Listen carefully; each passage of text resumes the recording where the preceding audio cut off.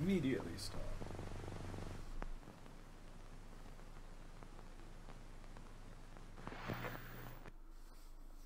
Dun dun dun.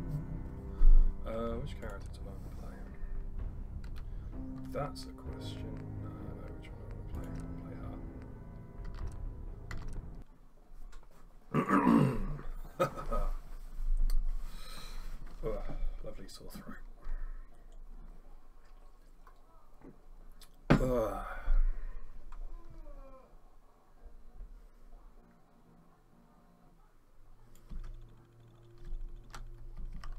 A happy escape. Sounds like a happy ending, really, but I guess it's different.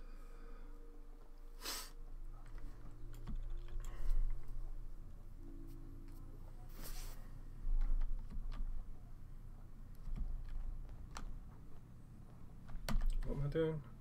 Hey, Mr. Judy, how you doing today, man? My internet has recovered, so I can stream, which is amazing because I was like, my internet's been so shit for so long.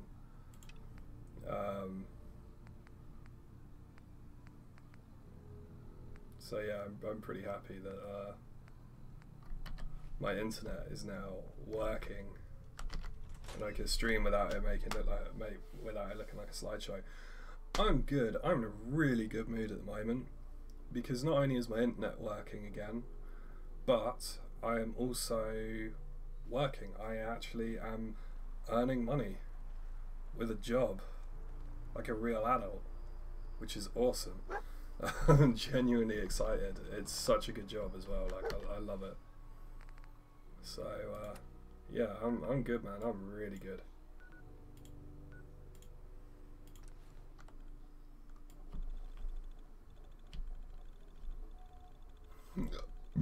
Oh, excuse me.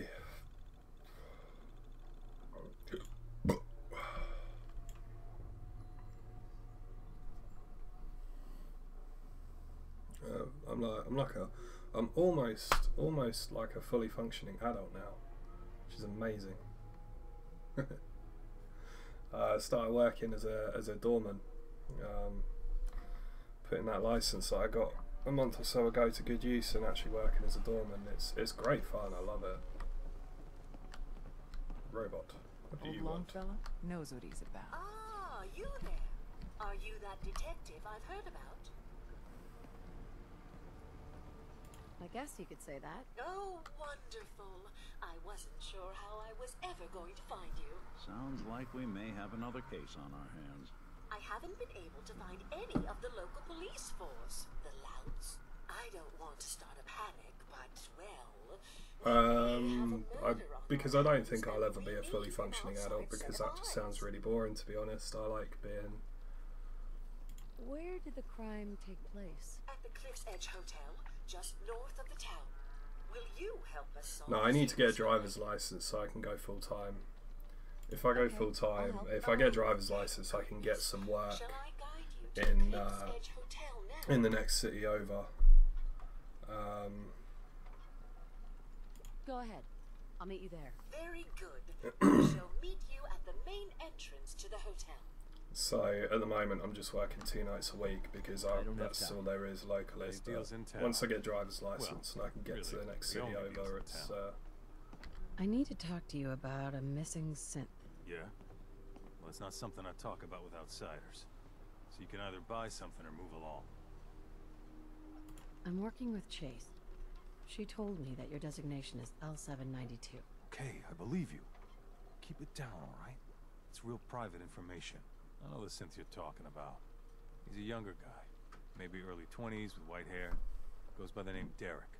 Thing is, he showed up way earlier than he was supposed to. Thought a courser was on his tail, so he rushed the timetable. To be honest, the guy was a wreck.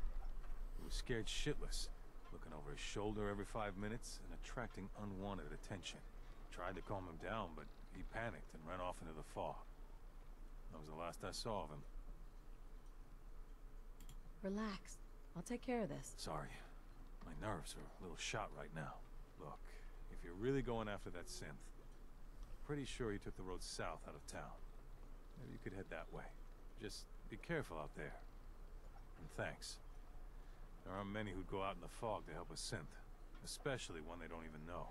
I feel like shit about what happened. I really do. I hope you can make it right. But yeah, I have to say, working as a doorman With is ordnance like that, no wonder you wiped out those crabs. honestly probably the most fun I've ever had working. I absolutely loved it. So much fun. Awful lot of rads around. We should get out of here.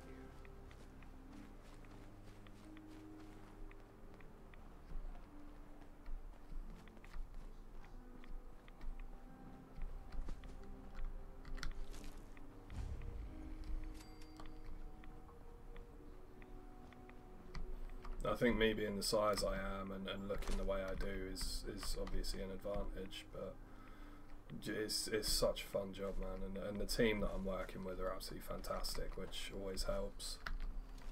You know, if you've got a good team, that always makes the job better.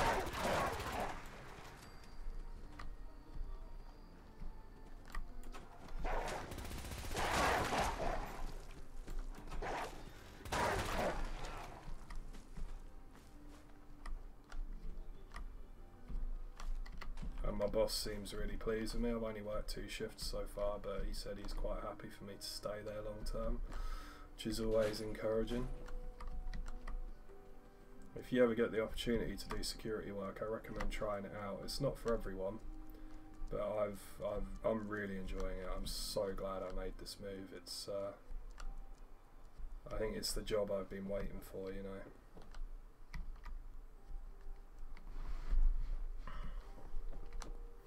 Can't wait to turn it into a proper career.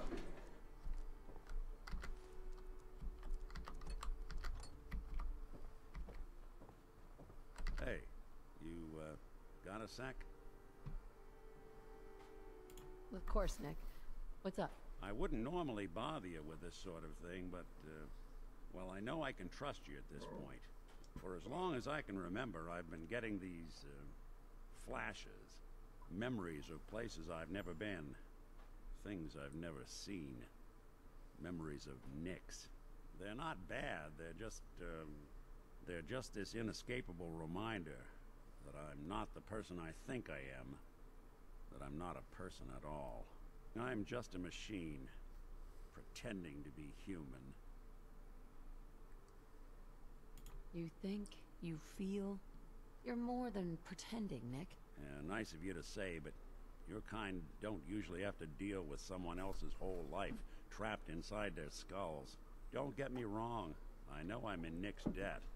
These memories, they've kept me alive. Nick was a hell of a cop. A guy with good instincts and a good heart. I always counted myself lucky they didn't load me up with some ex-con or whatever type might volunteer to let folks tinker with their gray matter. But it's thanks to Nick that I pass for human. Why I get to live cushy in Diamond City, and every other synth is shot on sight. I know I got it good, but my entire life I owe to Nick. Everything that makes me who I am. My judgment, my speech, hell, even my name. They're his. And I can't do a damn thing about it, because without them, I'm nothing. A shell. All I want is a life where I have something I can call my own. You've already built a life for yourself, Nick. You've got the agency, a home, friends. Yeah, I mean, you're not wrong. You know, I'm just gonna need some time to think on this. I appreciate you hearing me out. You're a real good friend. Thanks. Hey. Go ahead. But yeah, it's like with this job, I feel like I've found my niche, basically. Which is, you know, something pretty special, really.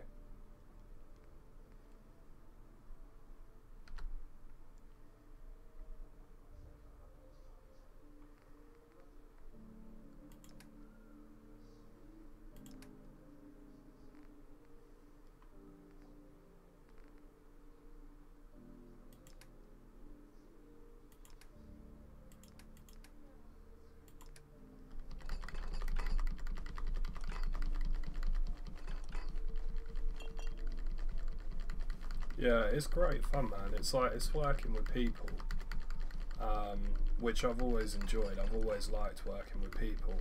But it's like, when I worked in retail... You know, there is this chunk of Nick Valentine history I've been hoping to put a bow on for a while now. I could use a hand if you're willing to take a crack at it. Sure thing. What's the case? Well, this one's straight out of the archives.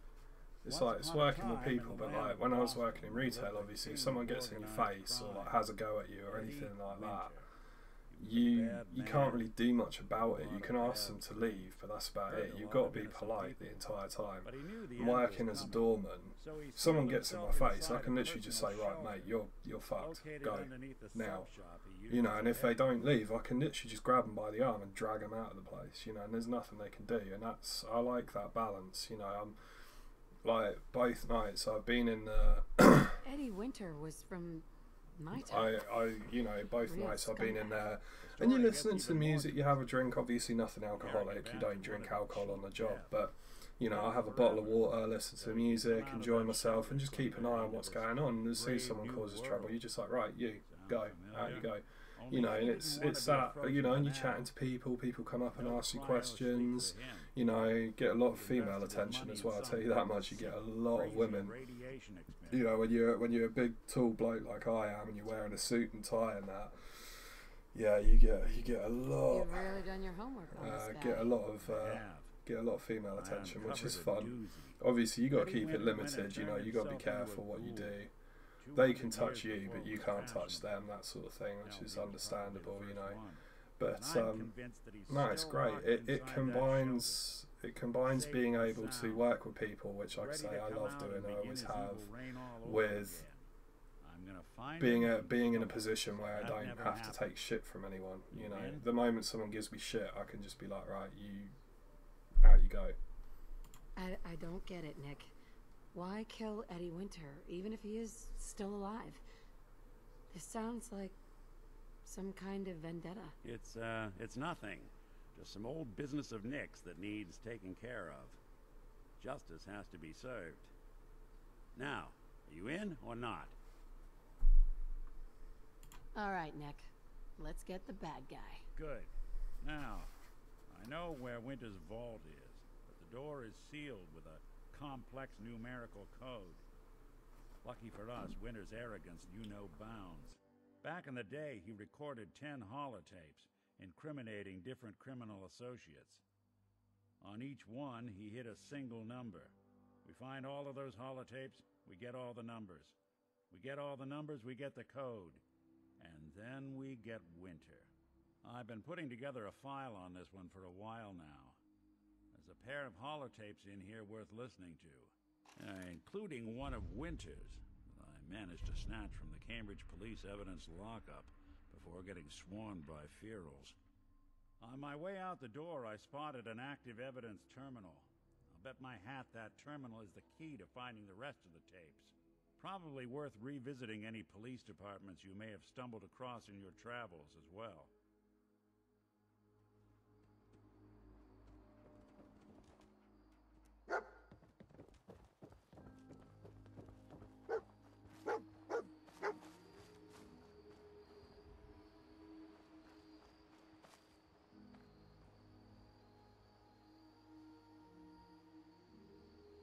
There we go.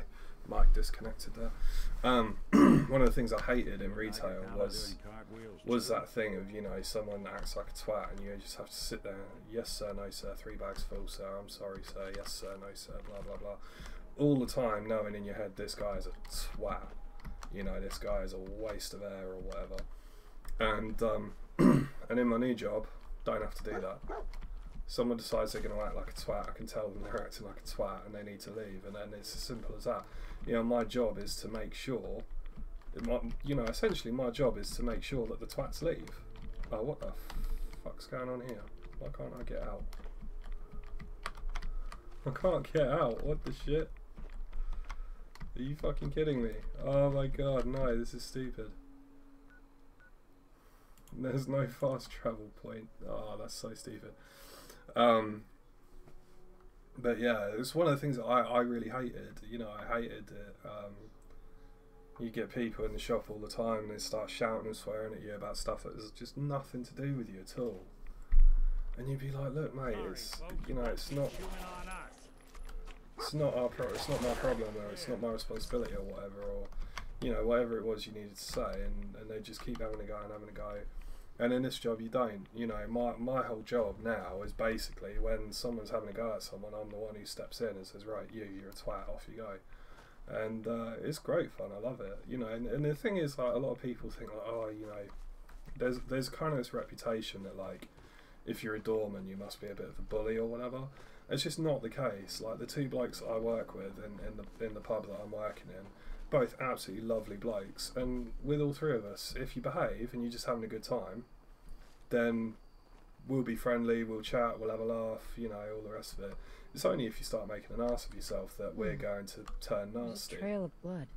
You know, and that's the whole thing. It's like, as long as the people in the club are doing well and having fun and being nice to each other, then we'll be nice to them. The moment they decide to start having a go at each other, you know, we'll have a go at them. Exactly, yeah. It's like, it's just like, okay, they want to be a twat, that's fine. We'll, you know, it's, you know, I mean, one of the house rules is if you throw up, it doesn't matter whether it's because you're drunk, because you're ill, whatever. If you throw up, you leave. Because it's a liability thing, you know. We can't have people being sick in the club because it's health and safety. And you know, and we had a bloke on Friday night and he threw up on the floor, and we said to him, and one of my colleagues said to him, right, okay, you've just thrown up, you need to leave. He said, you're too drunk, you've thrown up on the floor, you need to leave now. Oh, I'm not leaving, I've just bought another drink, I'm going to drink this, so I'm not leaving. And he said, you are leaving, and he got in my colleague's face, so I just went up to him and I just grabbed his arm. My colleague got his other arm and he's like, oh, what the fuck you doing, and he's trying to fight us, and we just dragged him out and literally just chucked him out the door. And he's like, oh, I'm coming back in. We're like, you're fucking not. And like, there's a small, it's like 5 steps up into the door from the street for our club. And we just said, mate, if you come up those steps, we'll push you back down. Because we're allowed to do that. Because we've got to protect the people in here. Like, you're too drunk, you're now a danger to everyone in this club. You come up these steps, we're going to push you back down. And you're going to get hurt. You know, and that's on you. And it's nice to finally do a job where I can use my size to my advantage, you know. Crawling in from the fog. Don't care if it's Mirelurk or man. What if it's a Mirelurk man? Hey, that would be a great name for a superhero. Leave or die. I'm not looking for trouble. I just need to find someone, a young man with white hair. You help me, I'll leave. You won't leave. Ever.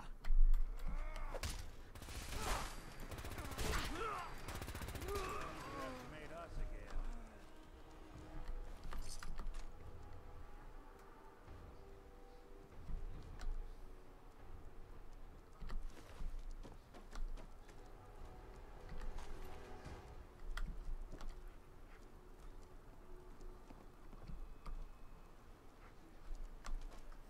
Yeah, it's good fun, man. Like I say, the team are brilliant. You know, they're great guys, and you know, we just have a laugh for the most part. Honestly, like, we just, you know, it's funny. Last night, I just had this blonde girl just wouldn't leave me alone. Like, I'm in a relationship, I've got a girlfriend at the moment, and this blonde girl just wouldn't leave me alone. And I kept telling her, I'm like, love, I've got a girlfriend already, and she's like, is she here tonight? I'm like, no, she's not here tonight. I'm working. She's like, well, you know, she won't know. And I'm like, I said, first off, love, you're pissed. I said, you are off your, like, you are gone, you know. I said, you are not on the same planet as us right now. She's like, exactly. She's like, I'm better in bed when I'm drunk. I'm like, what the fuck? What do you say to that, man? Like... And she's like, oh, you're boring. She's like, you need to come in the loos with me. And I'm like, literally half of my job is making sure that people aren't having sex in the toilets. Like, I can't go having sex with a customer in the toilets. Like, what are you on about? It's just funny, man. She was alright though, actually. She was, you know, she just kind of like, she just kind of accepted it after a while and just went, oh, okay. She's like, I suppose you are working, and she's like, I am quite drunk, and I'm like, yeah, you are a little bit drunk, let's be honest. And she's, but no, it's good fun, man. It's just, I think the thing is being sensible, really. You know, that's kind of the big thing. That's where you can mess up. If you're not sensible, then you could get yourself in real trouble. You know, if you know, like, if you just start like abusing your power or whatever, that's when you're going to get yourself in a lot of trouble. And as long as you're sensible, it's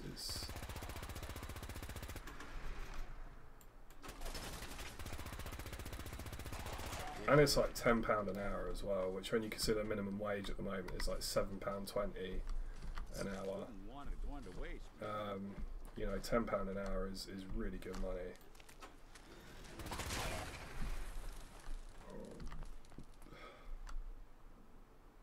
Kind of understating it, yeah, but I mean, like, when they're in that mindset, you don't want to, you know, you don't want to insult them and upset them, you know, because the thing is, drunk people can go from 0 to 60 in like no time at all. Like, they could be your best friend 1 minute, and then you say the wrong thing, and suddenly you're their worst enemy, you know. So you got to be careful what you say to them. So unless I'm properly, like, unless I'm actually like kicking someone out, I will never say like, oh, you're wasted. If I'm kicking someone out because they're wasted, then I'll tell them, I'll say, look, you're too drunk, you need to go home. But if they're just messing around in the club and I just want them to calm down a bit, then I'll just be like, yeah, you're a little bit drunk, you're a little bit drunk. Like, and yeah, chances are they're actually really drunk, but I'm not going to say that to them because it's going to upset them, you know.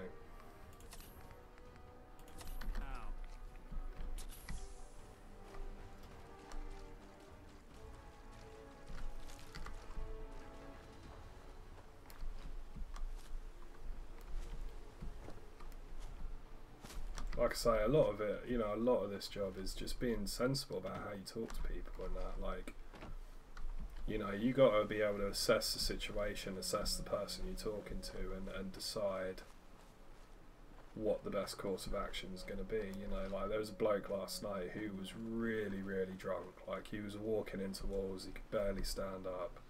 Yeah, he was really, really far gone. Now, I could have gone in there and be like, oi, you're being a twat, you need to leave, but that would have made him aggressive straight away. So instead, I just went over to him. I said, "You doing all right there, mate?" And he went, "Yeah, I'm all right." I said, "Well, I'm just a bit worried because you're looking a bit worse for wear." I said, "I'll notice you stumbling around quite a bit, and I'm a bit worried that you might be feeling a bit ill." He said, "Oh, I am a little bit, but I've had some water and I'm getting some fresh air." And I said, "That's great, mate." I said, "That's really good, but I said, I think what's going to be best for you now is if you actually head home for the night and sleep this off a bit, because I said, I think if you stay, I said, you're going to make yourself ill or you're going to get injured, because I said, you're stumbling around quite a bit." He's like, "Oh, I'm alright," but he was with his girlfriend, so I just said to his girlfriend, I said, "I'm a little bit worried about him." I said, "Do you think you could get him home?" And she just looked at me, she went, "Yeah," she said, "I don't really want to go home," but she said, "You're probably right. You're probably right, he probably does need to head home." And you know, and it was, and they were totally fine. They were, you know, they were really cool about it. But if I'd have gone in there and be like, "Oi, you're being a twat, you need to go home," you know, it would have been a totally different situation, and probably would have ended up having to restrain him and restrain his girlfriend. And it's just, you know, it'd be completely unnecessary, because all I had to do was just go in and say, "Look, I'm a bit concerned about your safety. You know, do you want to go home?" And they were just like, they were totally fine. You know, a big part of the job is just how you talk to people, you know.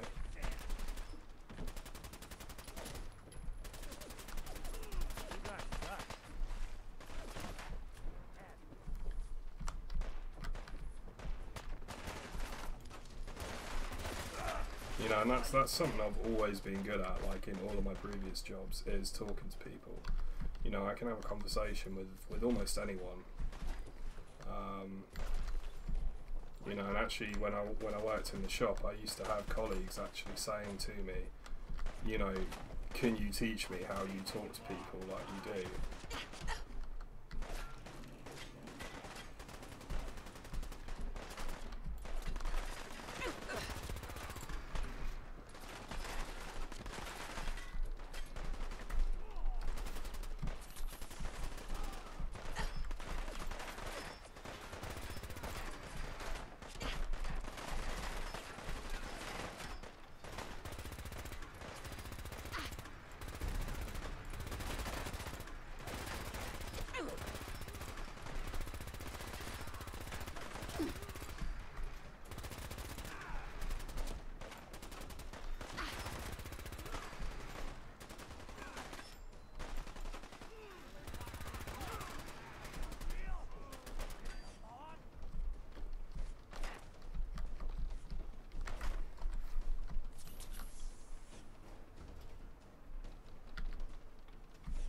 But yeah, I'll tell you what, it's quite funny. Like, I don't get a huge amount of female attention normally, but it's funny, you put on a suit and tie and then stand sort of looking authoritative in a nightclub and see how much attention you get. It's mental, man. It has you.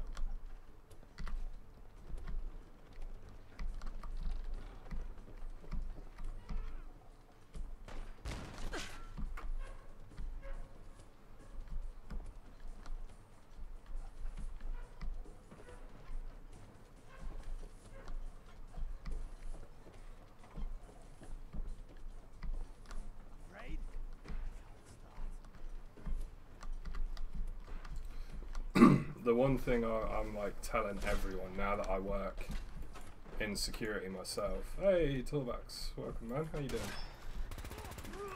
Now that I work in security myself, the one thing that I'm like telling everyone I know is like, if you're out in a nightclub or whatever and a security guard tells you to do something, just do it. Don't ask them why. Don't argue with them. Just do it, because 90% of the time, it's not because they've got anything against you. It'll be for your own safety, and that's what I think a lot of people don't really realise, is that actually if security's telling you to do something, they're not trying to have a go. Even if what they're telling you to do is to leave the club, they don't actually want to argue, they don't want to fight. They're just thinking of your safety and everyone else's safety, you know.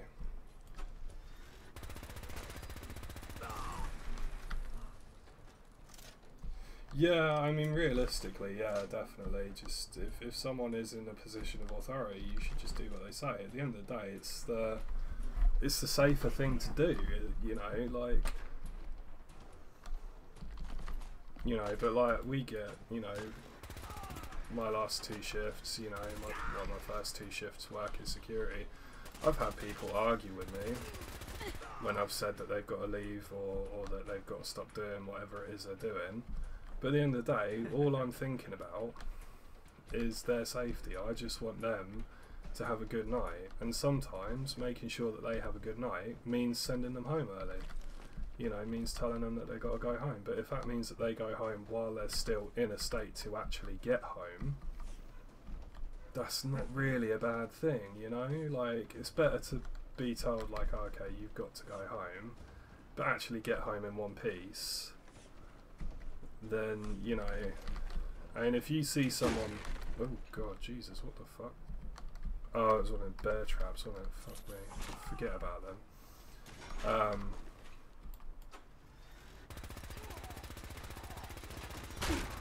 Oh no, that'd be his harpoon gun.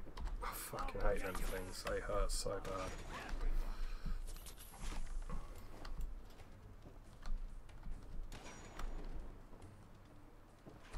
And now he's fucking hiding.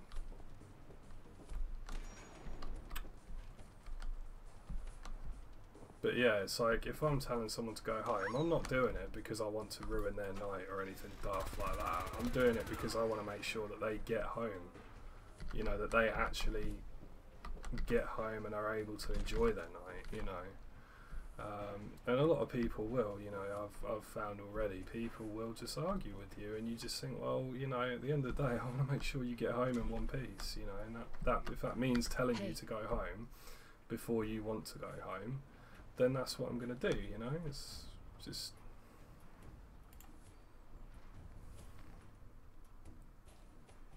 You know, my job as a doorman is to make sure that everyone...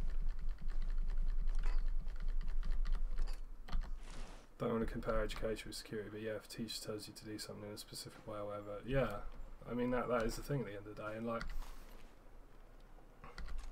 you know, like I say, for me, you know, working as security now, when I'm telling someone to do something, it's not because I want to ruin their night. A lot of people think it is, but it's not. You know, it's actually because, you know, I want to make sure that they get home. And that they get home safely, that they get home in one piece, and that they can wake up the next morning and think, yeah, I had a good night and I got home safely. Exactly. You know, and that's my responsibility, because if someone in the nightclub I'm working in gets sick, or they get injured, or, you know, something happens to them, you know, the first people they look at is security. The first people the police are going to go to is security. They're going to go, well, okay, this woman was attacked in the nightclub, and the bloke who attacked her was really, really drunk. You know, why was he in the club? They're going to look at us and say, you know, were you doing your job? And we can't say, oh, well, you know, he said he didn't want to go, so we just didn't push it, you know. And so that's why, like, when we tell people to leave, if they don't leave, we will fucking drag them out, because we, you know, once we've made that choice that they need to leave, that's it. That's what it comes down to, you know. There's no arguing. The moment one of the security team says you're leaving, you're going to leave. Now, whether it's of your own accord or whether it's us dragging you out, that's up to you. But you're still going to leave regardless, and that's what a lot of people don't seem to really get, I think. You know, at the end of the day, like, security, unfortunately there are some security, even in the UK, where they're really tightening up with the licensing and official training and certification and everything. Like, I had to go on a training course and get a certificate, and then apply for a license and get my license before I could even start working. You know, so it's quite tightly regulated. But even here, where it is regulated so tightly, we do have, you know, security officers who are just doing it because they want to push people around. But they're the minority now, you know. They're not the majority anymore. So the majority of security officers you come across, at least in the UK, I can't speak for other countries because I don't know what the systems are like in other countries, but certainly in the UK, the majority of security officers, when they go to work, especially in nightclubs and pubs, they just want to have a good time. You know, like, okay, I'm not allowed to drink on the job, you know, I'm not getting on the dance floor and dancing, I'm not trying to pull birds or anything like that, but I want to have a good time, you know. I want to be able to listen to music, I want to chill out, I want to chat to the customers. I don't want to be dragging people out by their ear, but if I have to, I have to.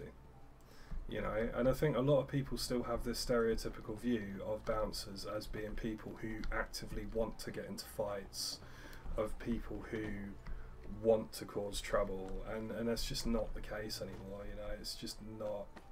It's not what the industry is anymore. Like I was saying to Mr. Judy before you joined the stream talkback, so I'm absolutely in love with this job. I think it's fantastic. It's I think going into this job was probably the best decision I've ever made. It's absolutely fantastic fun. Sweet.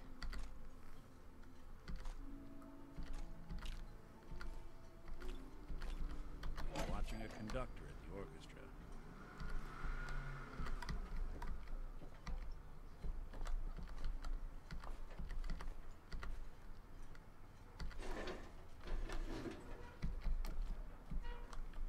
Trying to pull birds.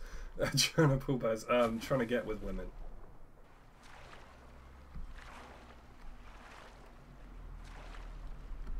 Sorry, yeah, I forgot that's British slang, that is.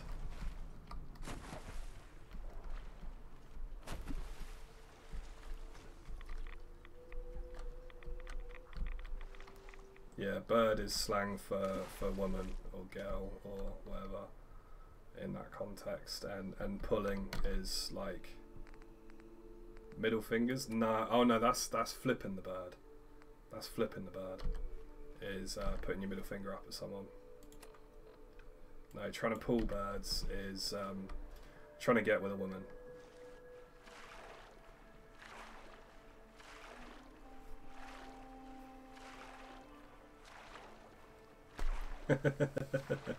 Yeah, it's a bit of British slang. It's, to be fair, I think that particular one isn't used very much anymore. It's a bit of an older bit of slang, but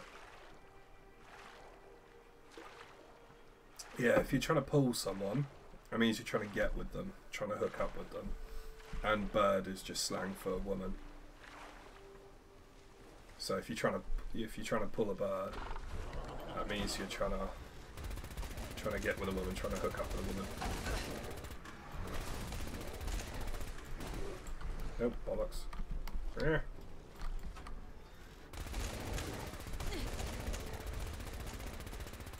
There we go. Yeah, it's a bit of a weird one, I know. It's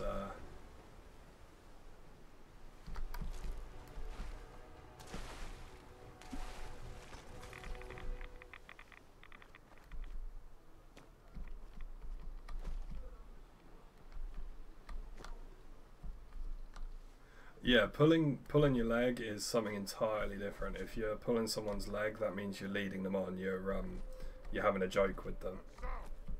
So yeah, we can use the same phrase to mean like 4 different things. It can be confusing. Oh well, that's an awkward time to have to reload. You can't kill us all! Oh Jesus! You pay for that!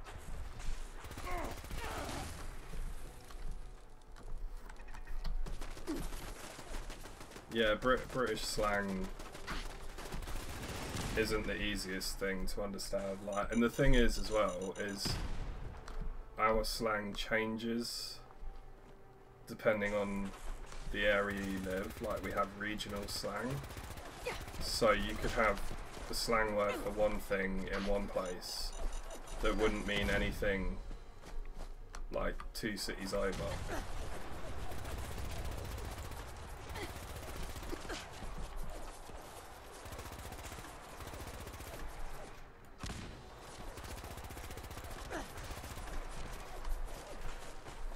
There's a fucking super mutant with a minigun over there somewhere.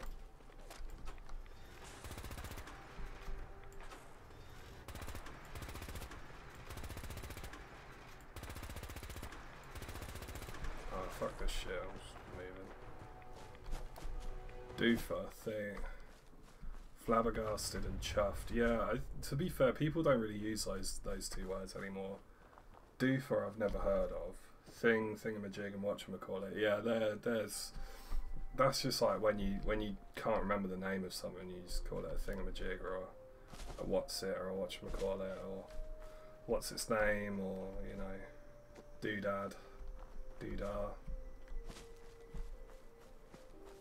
Or in my case, it's usually that fucking what the fuck. That's what I usually say when I can't remember what it's called. I just sit there and swear repeatedly until someone tells me what the word is that I'm looking for.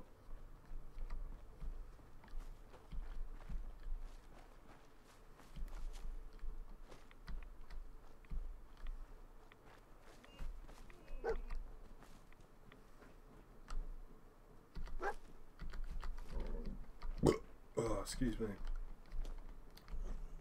I've been told the Valentine Detective Agency signs are an eyesore. We'll bring in the business.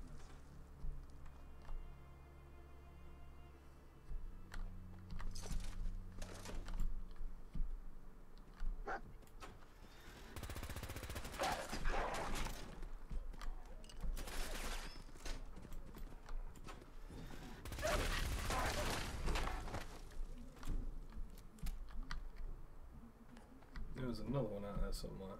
Can't see it now. Oh, there it is.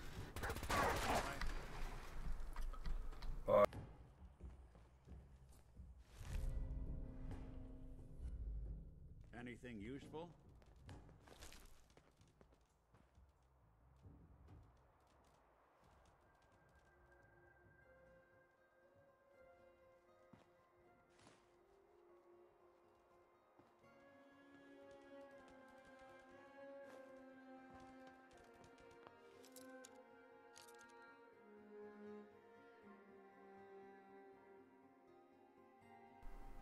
There we go.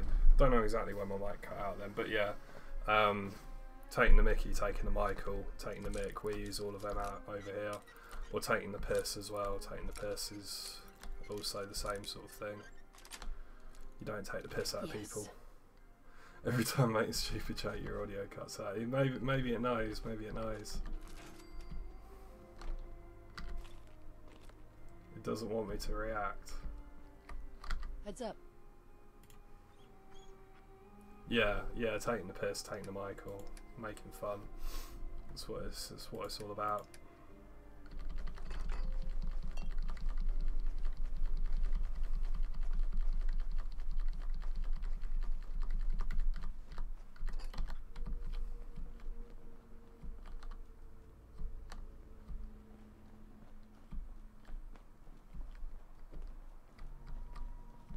Trying to think what else we've got.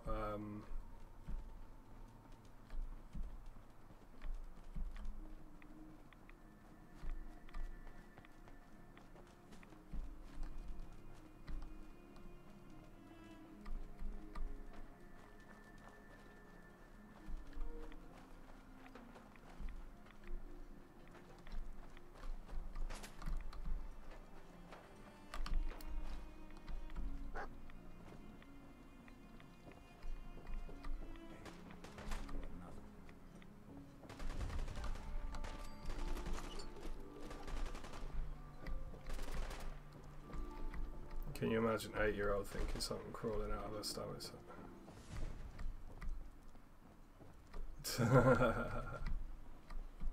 Yeah, I can see your point now. I can see your point, definitely.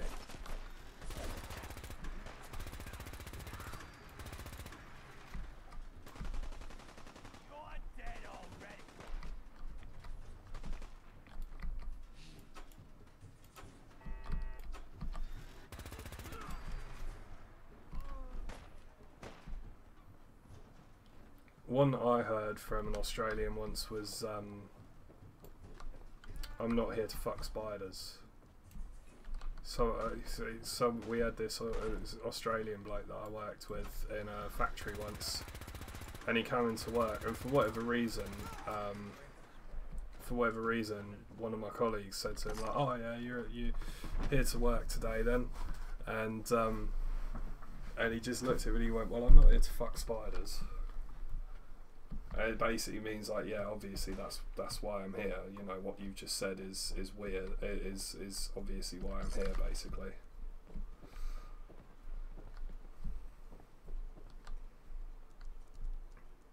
I did find that quite funny. That gave me a laugh.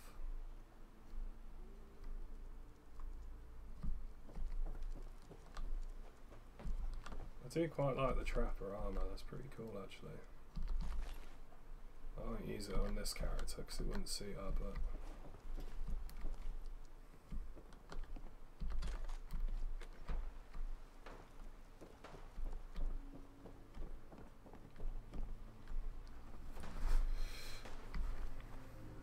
fuck ants. No, well the one that I got told was I'm not here to fuck spiders.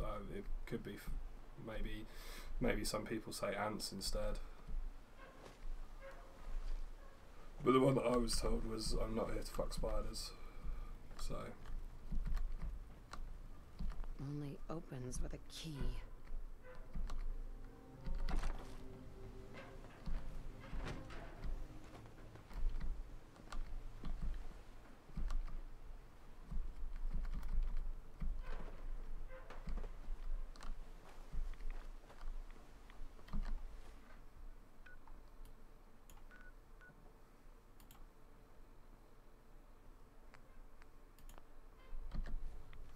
Dutch expression goes about fucking ants, which basically means not to be nitpicky.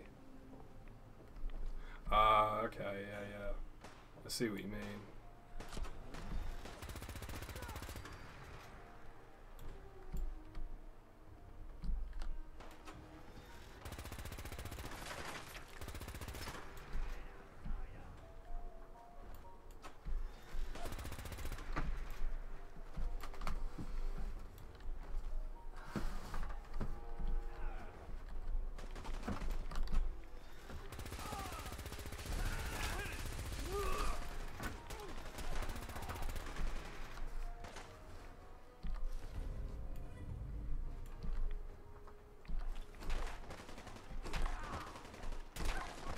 Don't turn a mosquito into an elephant. That's clever, I like that actually. It's like one we have over here is, we have a similar one to that, is don't make a mountain out of a molehill.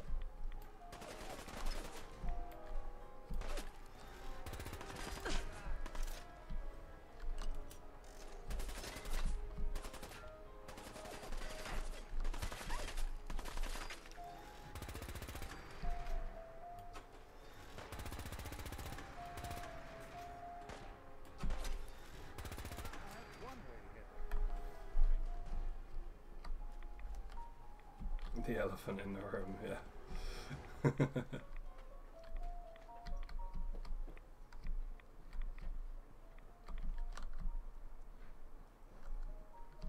Bloody hell, you two are as bad as each other.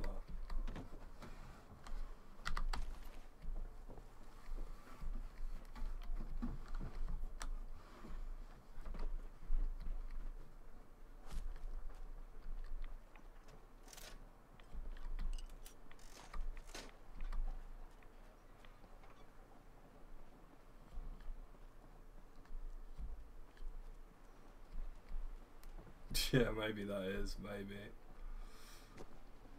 You said it, not me.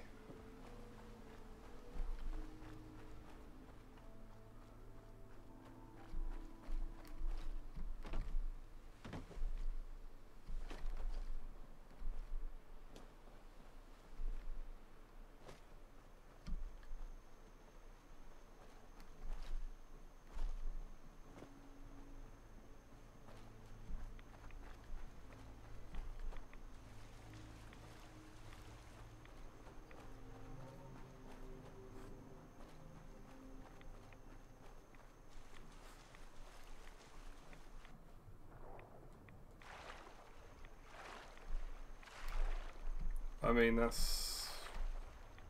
yeah, I suppose. I don't really know how to react to that one, to be fair, but... yeah, no, that's true, that wouldn't get you anywhere. Probably be quite itchy, to be honest.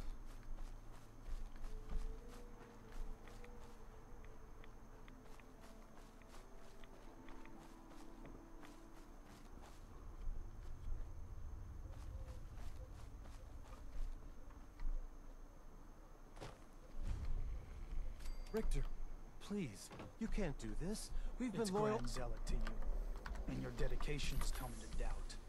You need to prove your faith. One of you may return to the fold. The other will return to Adam. Richter, this is insane. You can't expect us to... Will there be anything else? That'll be all, sister. Thank you, Grand Zealot. The children of Adam legitimately freak me out. Like, I don't really understand what their whole thing is. Pardon me. You. What are you doing here? Did Far Harbor send you? Oh, no. I'm with Vault-Tec. Can I interest you in a new life underground? There's only one person getting put in the ground unless I get my answer. Now, did you come here from that blasted town? It's okay. I'm not from Far Harbor. I'm from the Commonwealth. Quite the journey. Yeah, I figured it's explain to me what like to you're do with radiation and You come atoms seeking and that, a but place among Adam's children? I don't understand why they would worship it. Like, I genuinely... I'm interested in joining. Sign me up. Decisions of who may enter our family we leave to Adam.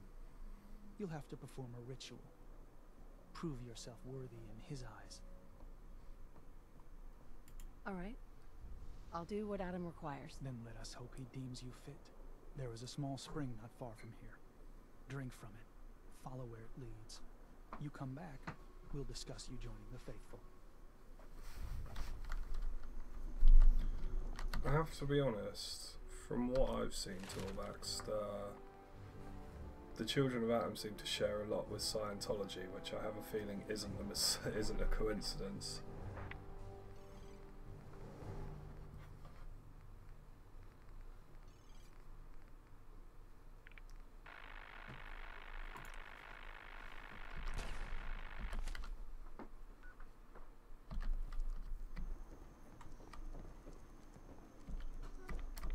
because they've got that whole thing of they believe that when they... Scientology is great. Yeah, if you want something to make you laugh, I suppose.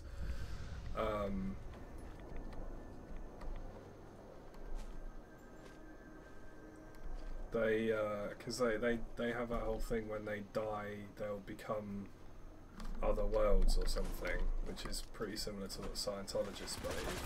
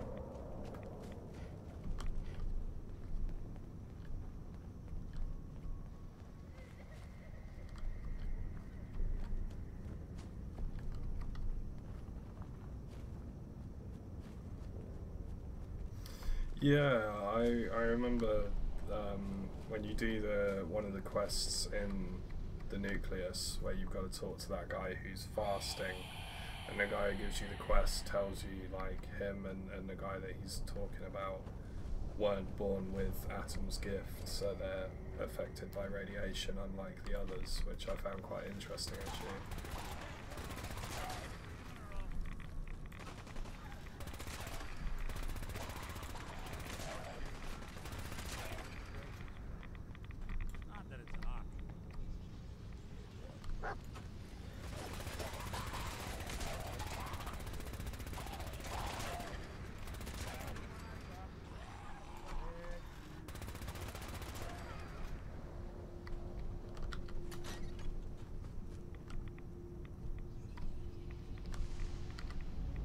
M-O-T-H-E-R.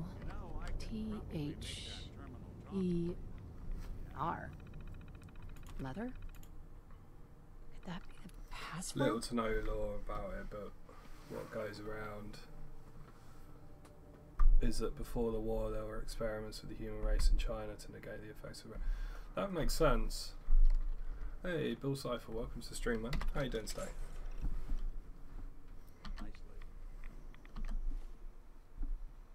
Right, let's get some Radaway going, I think.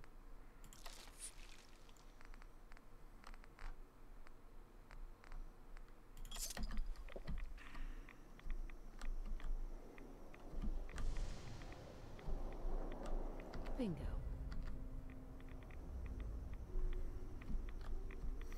And when the war started, some Chinese got stuck in America and ended up getting children that were immune. That would make sense. Because they had the Chinese internment camps, which you find in... Is it New Vegas, where you find the Chinese internment camps? Which makes sense, because I mean that's pretty much based on what happened in World War II with the Japanese internment camps, which, you know, which actually really happened. So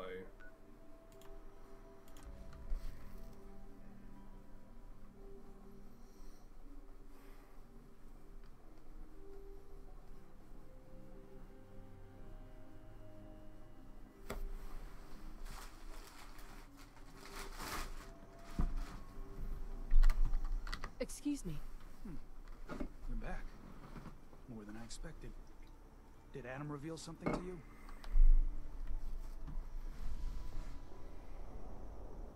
I drank from the spring, and a woman led me to this icon. Does this mean something? A woman led you to that icon? What woman? What did you see? It was otherworldly. The woman, she was like a living shadow cloaked man, I'm in tired. mist. Adam above. So one thing about You this really new did job see is working till like 2 in the Mother morning. of the fog. It's The going to mother take is its a toll. messenger from Adam. Acts as a guide to those important to his plans and the future of this family. She's the one who led the first of us to this place. And if she revealed herself to you, then I'd They're say immune, the but path only to a drawn certain for point. you is For clear. instance, most of If you them are aren't prepared to take the next step, fertile, which means that after some time then I believe radiation there is a place resistance for will you die out. among Adam's Yeah, children. I hadn't thought about that, but yeah. Sure. I'm willing to learn. Good. Maybe we should just focus on getting Kasumi home. Head inside and present the icon to the High Confessor once his sermon is done. He'll be interested to see that. Once you've spoken with him, you should come see me. Have a task I think you'd be useful for. And here, some more appropriate attire. But know this, we are all devoted servants to Adam here. Messenger or no, actions against the family will not be tolerated. Less Welcome, people get Adam's sister. gift, which makes it more yeah.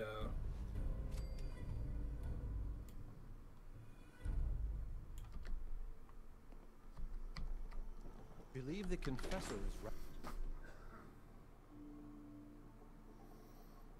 Yeah, I noticed on like the wikis and forums and stuff online, a lot of the lore is just like speculation. It's just, well, you know, this is what we know, so now we've got to try and they know it. kind of figure out, you know, Harbor need only what to peer do. out their windows to look upon the face of Adam himself, given form in holy You should come see me after you've spoken. Yet no matter how inevitable Adam's reign in this land may be, they deny it. Scoff at us behind their Ooh, condensers. fucking hell. Kill our Nearly cocked that one up. Slay those who only wish. We get some more right away going, I think.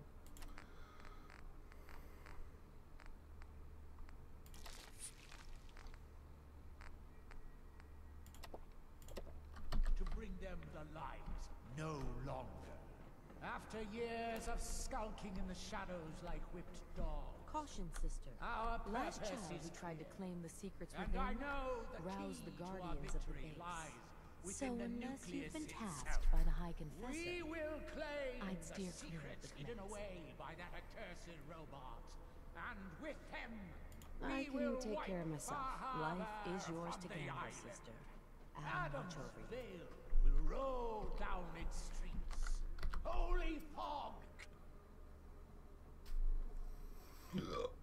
Oh, excuse me.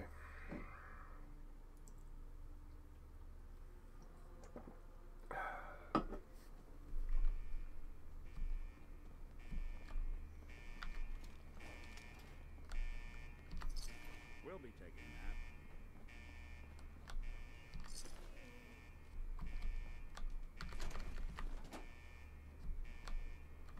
Not talking a lot because I'm playing Fallout 4. Ah, that's cool, man. Like, I'm always of the mindset of if people want to talk, they can talk. If they're doing something else or they just don't fancy talking, that's fine. I Well, don't that expect looks anyone like to do fun. anything that they don't want to do or that they don't have time to do. Just as long as everyone's respectful, that's all I'm fussed about, you know? As long as everyone's respectful and having a good time. Also, they have really great hair fashion. Yeah, I can never get over the fucking hair and the children of Adam. It's ridiculous.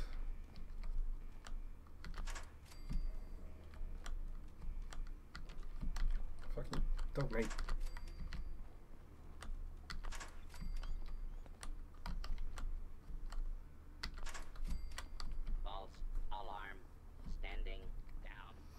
But yeah, no, Bill Cipher, it's all good, man. Like, this is... We value chilled out streams, so no one's expected to do anything unless they want to. You don't have to talk unless you particularly want to. It's all good, man.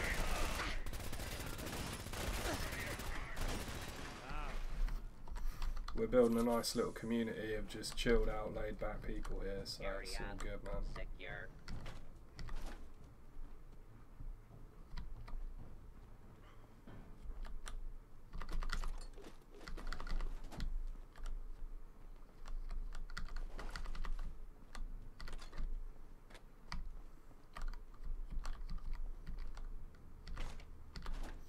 I have to admit, like, I'm really happy that we've got this kind of chilled out vibe going on my streams already, because with the new job, as much as I'm enjoying it, obviously being a doorman, there's going to be times where it gets really, really stressful, so knowing that I can come home and stream with a bunch of people who are going to be laid back and chilled out is going to be so good when I have a stressful night. Don't want to talk to you. End up with a deal that ultimately... I don't understand that reference, I have to be honest. I'm assuming that's a reference to something, and I'm afraid to say that I don't understand it, so I apologise.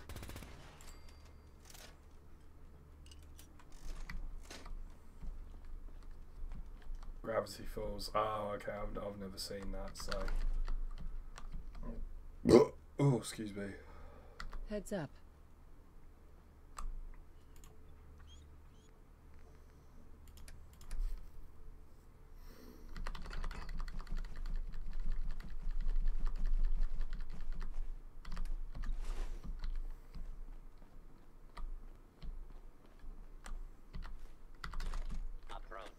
Rick and Morty for a younger audience. Ah, okay, fair enough.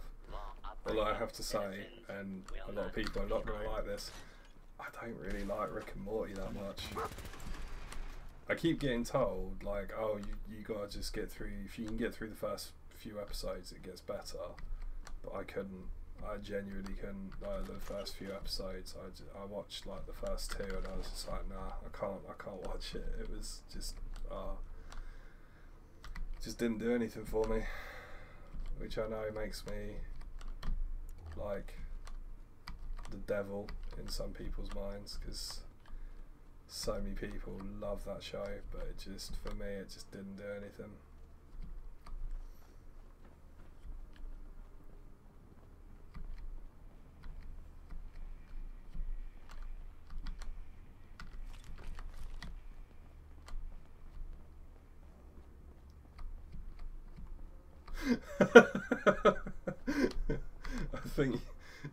I think you might have upset Bill there. R&M fanfic is so overhyped and overused. Yeah, I have to be honest, it's one of those shows that, like, I hear about it constantly, and like I say, I watched a couple of episodes and it just didn't really do anything for me. And then I just hear about it all the time. Like, everyone's like, "Oh, do you watch Rick and Morty?" And I'll just say no, because, like, not, you know, people don't always need to know that I don't like it.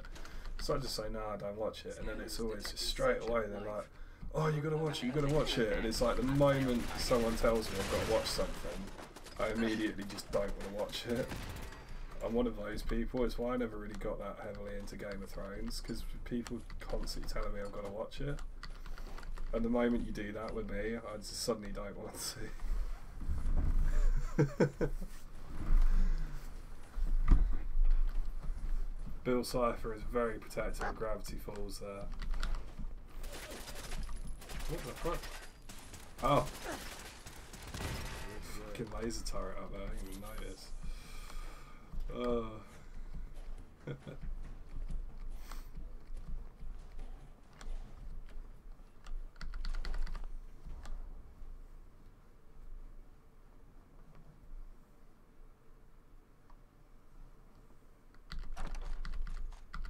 Anything I can lug for you? Look alive. I've got way too many grenades at the moment.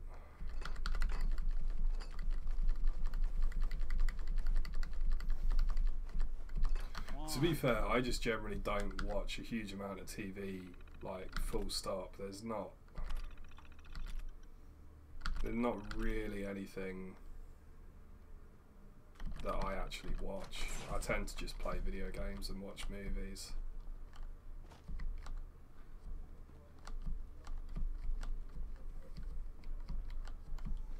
But I don't really watch a huge amount of TV just in general.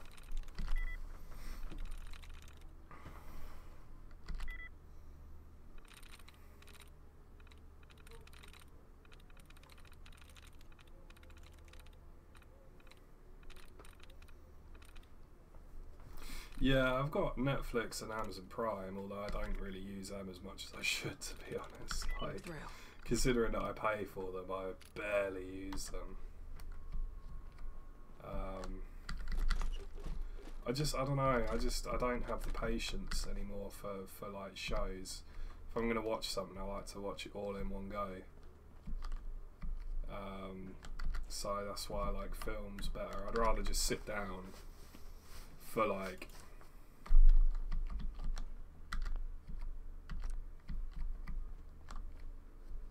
for like 3 hours and watch a film, you know.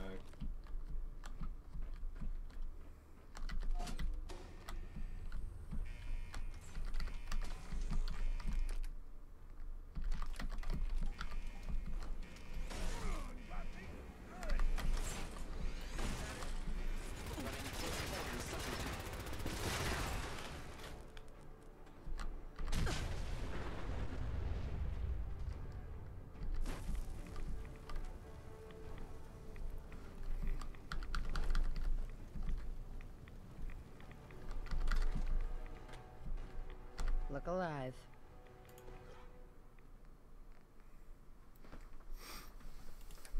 Like, I'm really big into films. I watch films all day happily. Just I don't know what it is about TV shows, but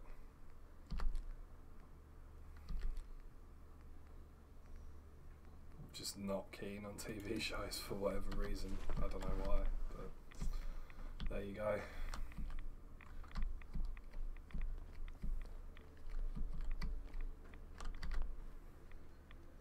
Yeah, I do tend to, if I am going to watch a TV show, I do tend to binge watch it.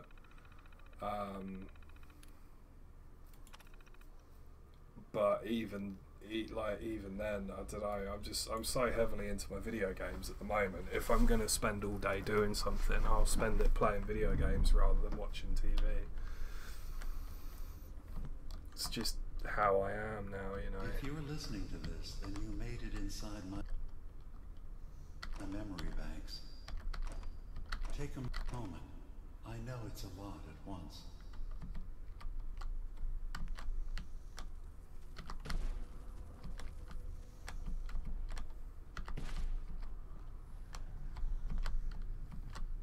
The architecture you're seeing is data. My data. When I'm plugged into the chair, this is what I see. Ghost in a Shell. You're using an I've not seen that actually. A brainwave scanner I think my girlfriend wants to see it, but she's a bit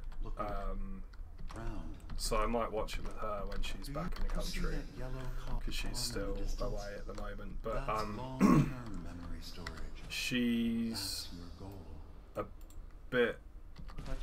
She's not 100% on it because of the whole thing of Scarlett Johansson being casted rather than an Asian actress. She's not too sure about it, but I think she might want to watch it, so I'm waiting to see if she is going to watch it or not, and then I'll probably watch it with her. The indexers have one purpose: to get the data in the yellow column and bring it back to the memory access point. You need to help them get there and back safely. Once they've recovered all the data, Very Japanese but American. The program will translate it into something you can understand. Yeah, I've had some people say like, oh, it's really bad because they didn't cast an Asian actress, and then other people have said actually when you're watching the film you don't really notice. So, but yeah, so I'm just kind of I'm not massively fussed about watching it because I never really watched the original anime. So I'm not hugely fast, but like I say, if my girlfriend decides she wants to see it, then yeah, I'll probably watch it with her. Things will get hairier. You'll need to deploy defense constructs against the system's active countermeasures. I'm trying to think what the last film I watched was. The system's sentries will do everything they can. I think to it was stop Baby the Driver. indexers from It's the returning last to film that I access watched, point the with last like new data. film. That's really good. I recommend that. It's good fun, that one. And the musical element of that film is absolutely fantastic. Like, and the way they kind of time movements in the scenes and that with the music, it's just so good. It's so well done. And it's Edgar Wright, written and directed by Edgar Wright, and he's fantastic just in general. Like, Memory retrieval now at 60%. Intrusive indexer detected.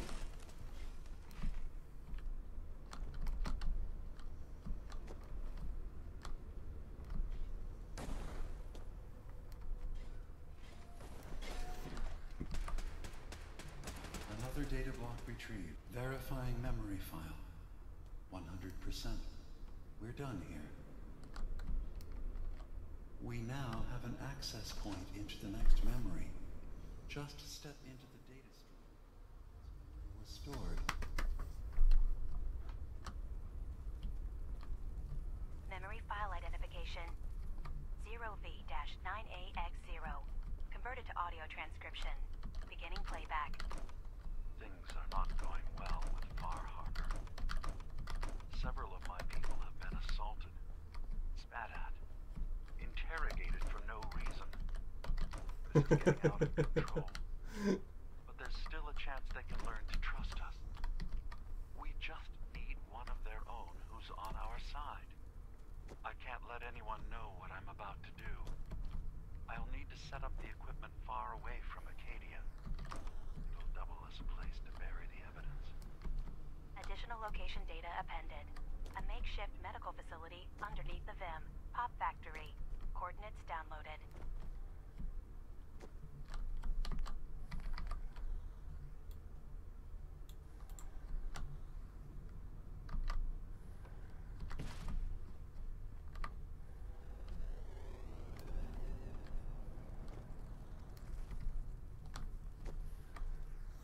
and Torbax is very proud of his display picture.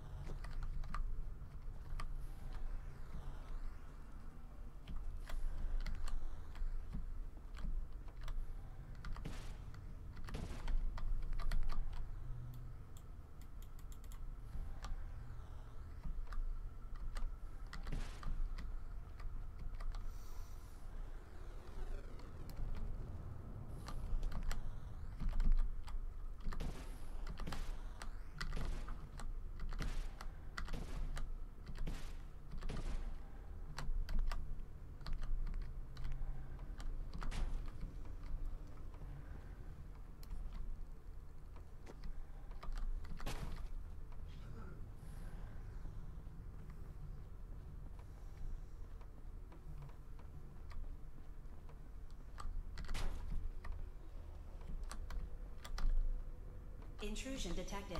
Countermeasures initiated.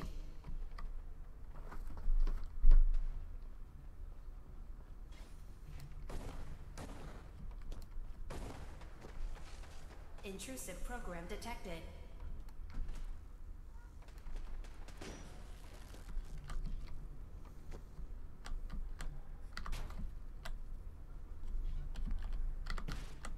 First data block recovered.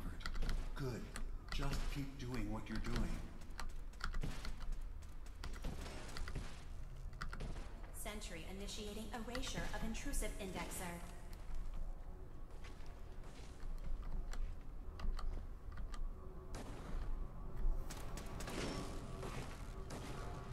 I'd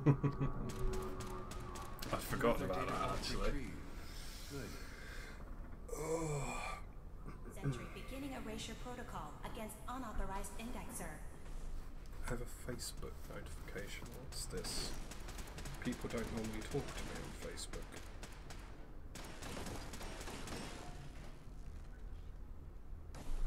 Oh wait, actually I think I might know what it is. Yeah.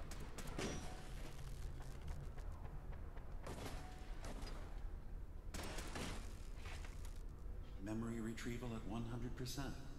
Verifying. Looks good. You can now use the data stream as an access point to the next memory. Memory file identification 0J-2NN8. Converted to audio transcription. Beginning playback. I'm offloading this memory. I cannot bear lying to Confessor Martin and his children of Adam any longer. Better to just forget. I found it. The location of the launch key to fire the nuclear missile inside the submarine. Confessor Martin believes it can bring his people into division. Destruction at the hands of an atomic blast. He struggles with how literal his interpretation of that precept should be. I can't risk him deciding to find the key and use it. His people were the first to accept me for what I am. The thought of them being gone fills me with nothing but pain. Additional data appended. Location: the Harbor Grand Hotel stateroom. Key code 485130. Sentry has detected active intrusive program.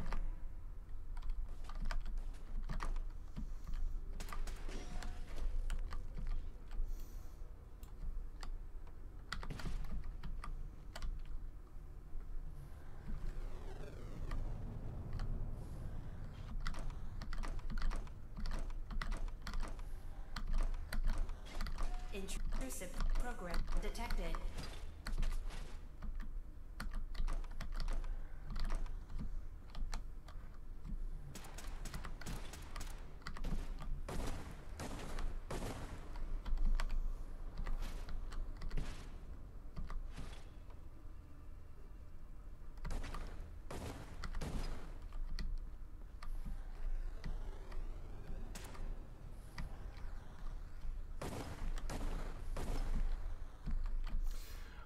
The first time I did this minigame, I really enjoyed it, and then the second time I got a bit stressed out because I couldn't get, like, some part of it wasn't working or something. I have mods on, so that could be the reason I found a Sentry Bot Obliterator at level 10. Jesus Christ, dude.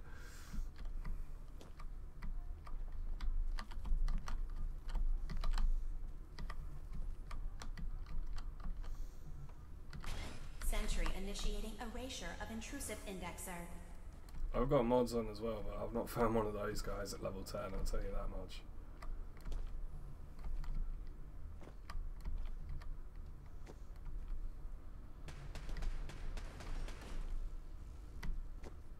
Pause the game because I don't want to die, fair enough.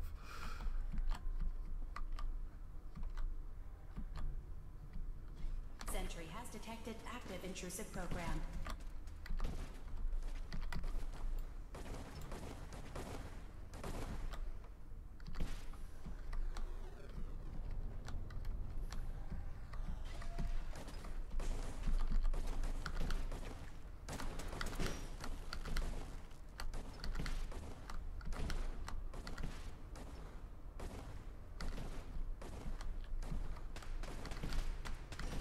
Intrusive program detected.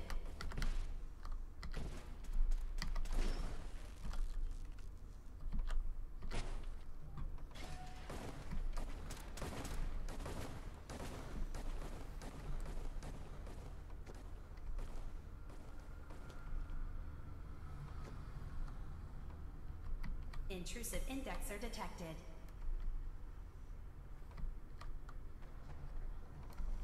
Data breach detected. Initiating anti-intrusion countermeasures. Warning. Data breach detected. Intrusion countermeasures initiated.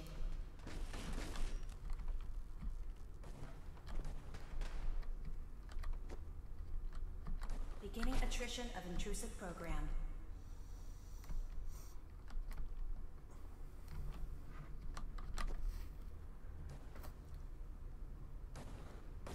Unauthorized indexer erased. My advice would be run. That would be my advice. Is just run. Data block retrieved. Progress.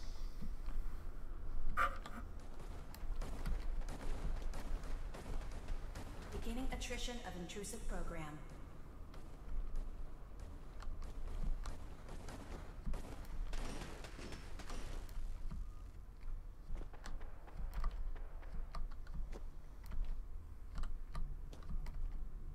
Sentry initiating erasure of intrusive indexer.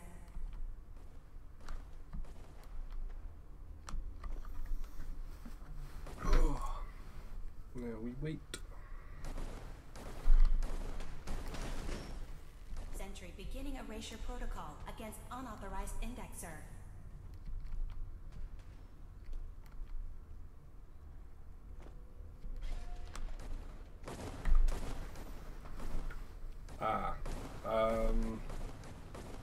Have you got a stealth point? Sentry You has found a detected stealth point active that you could intrusive use program. maybe to get away. That could work.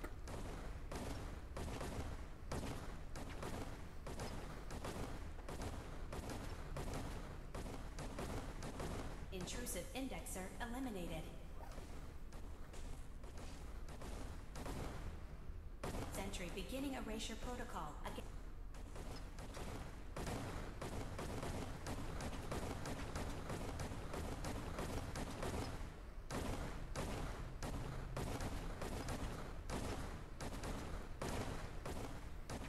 intrusive program detected.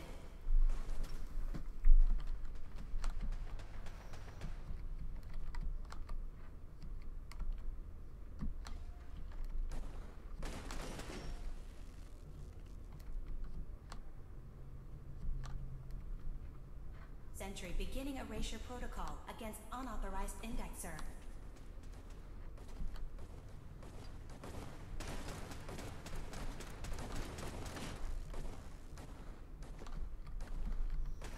To be fair though, at level 10, you'd have a hard time even getting close enough to use the robot hack perk without getting killed. Sentry.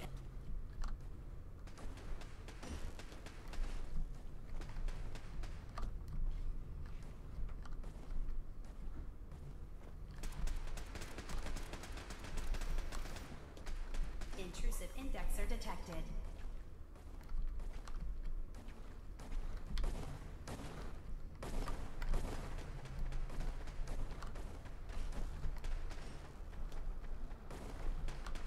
Intrusive program detected.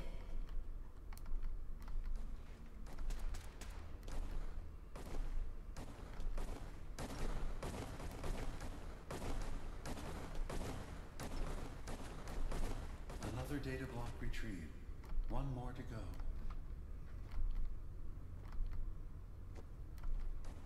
Intrusive program detected.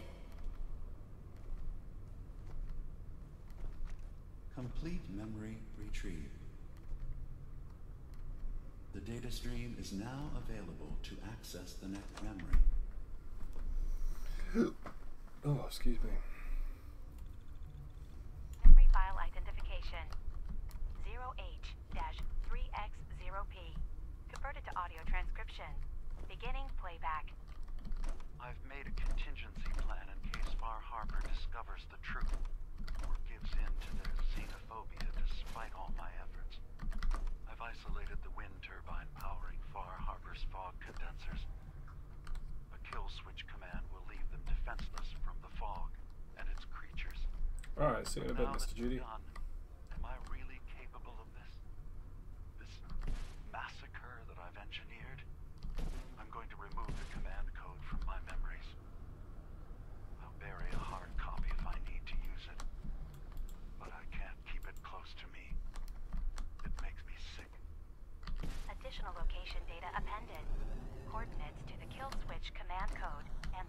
Farm Maintenance Building.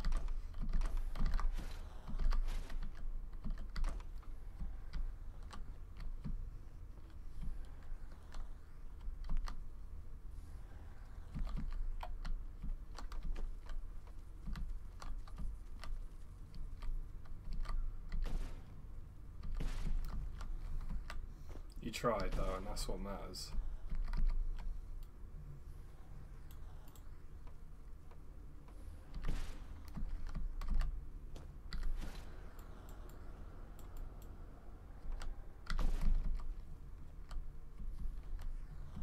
Oh, wait.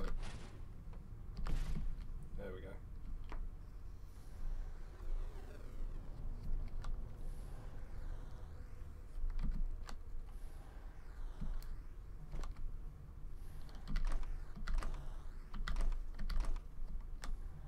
Gonna go back and die a bunch to kill it. Alright, fair enough.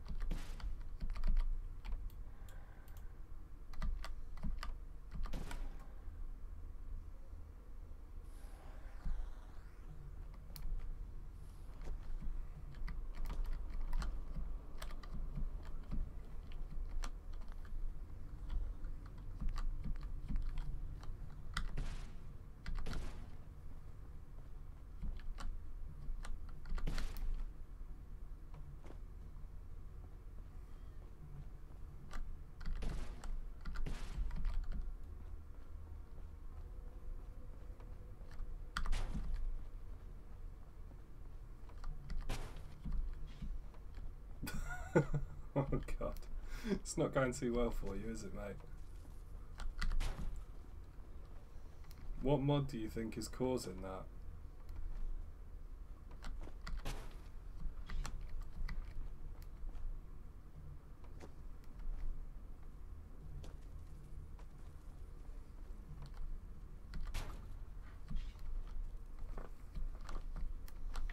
Because I have to admit, I've not had that happen to me, even though I'm using a few mods.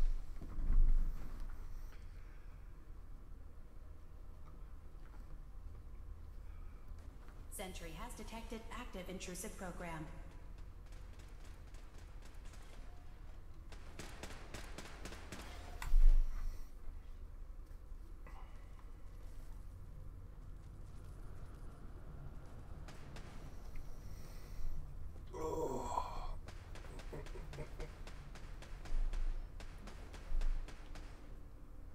First, data block Deadly Commonwealth. I've not got that one. What's that do then? What you're doing. Oh, excuse me. What's that mod do? Because I've not got that one. Intrusive program detected.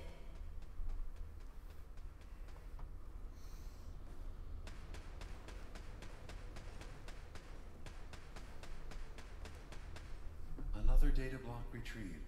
One more to go. Sentry initiating erasure of intrusive indexer. Oh, sorry I keep yawning, but I was working till 2 in the morning last night, so it's left me That's rather 100% tired. verified. Good job.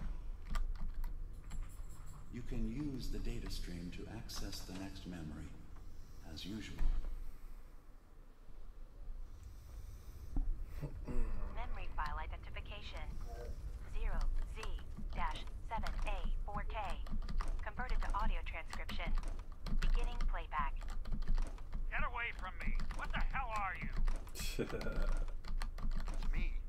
We escaped the Institute together. You're my brother. I don't have a brother. The name's Nick Valentine. No one in my family tree is a plastic-skinned freak. You're just confused. Let me help.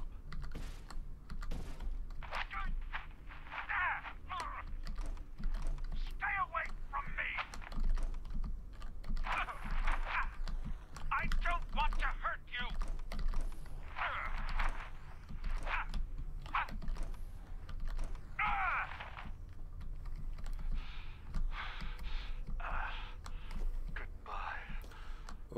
Always with the puns. Always with the puns. End playback.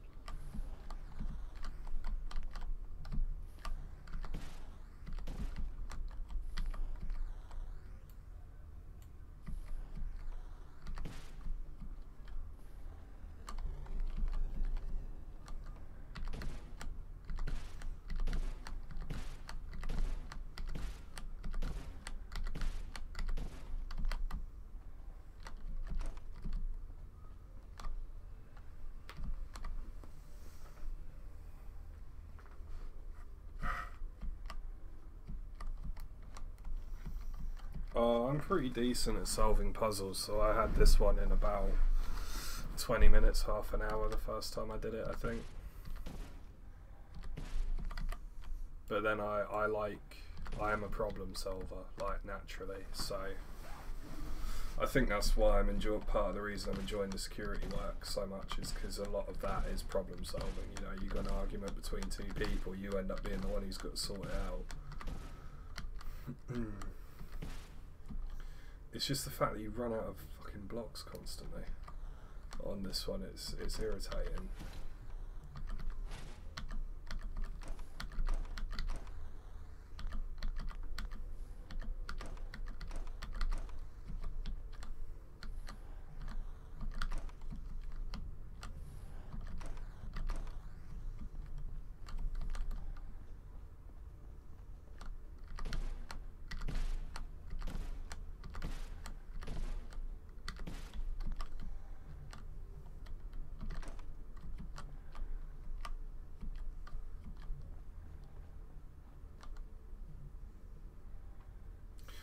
Yeah, that's true, except that I've found when I did it, you need to go back across the paths sometimes.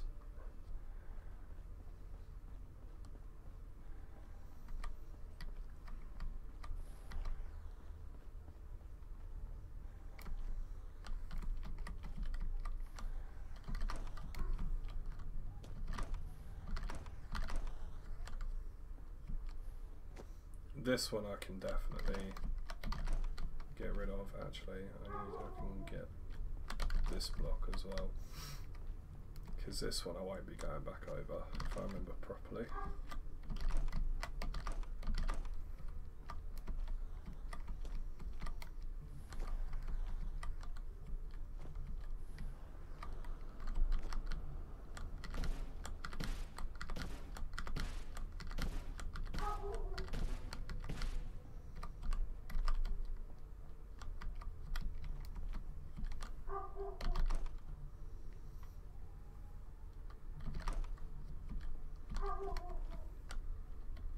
You hear the dog in the background, I take it.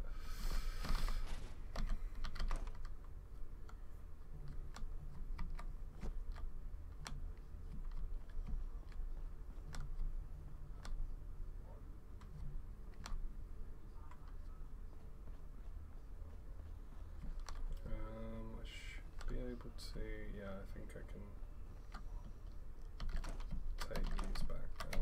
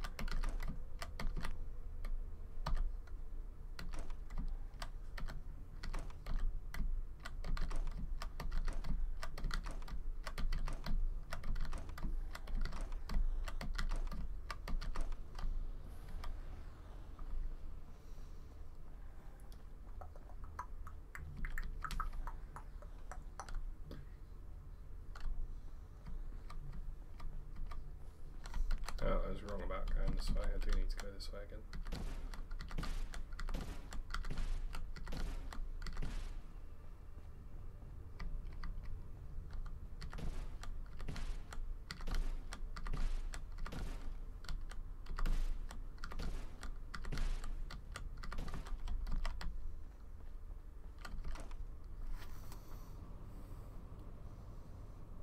I think my dog's barking because it's his dinner time, so he's just like, he's hungry, he wants food. But there's people downstairs that will give him food, so he'll be fine.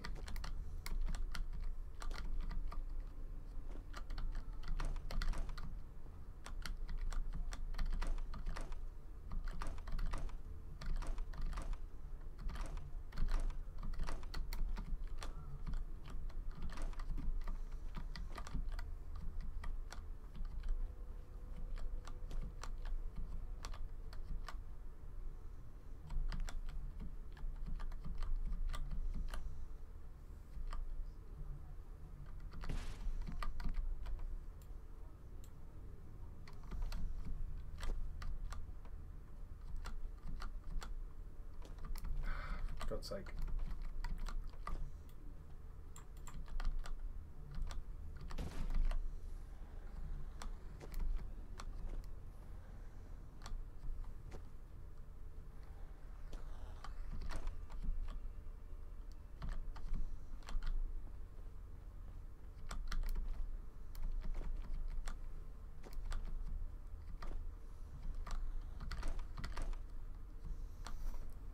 Leave that to me for a full 5 seconds.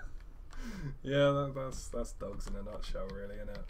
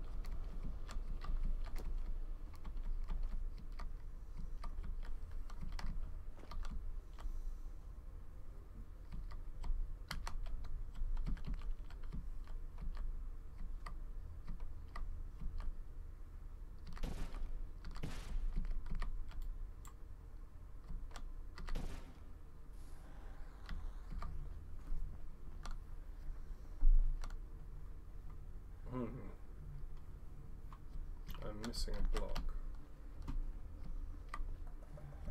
Where's that going to be at?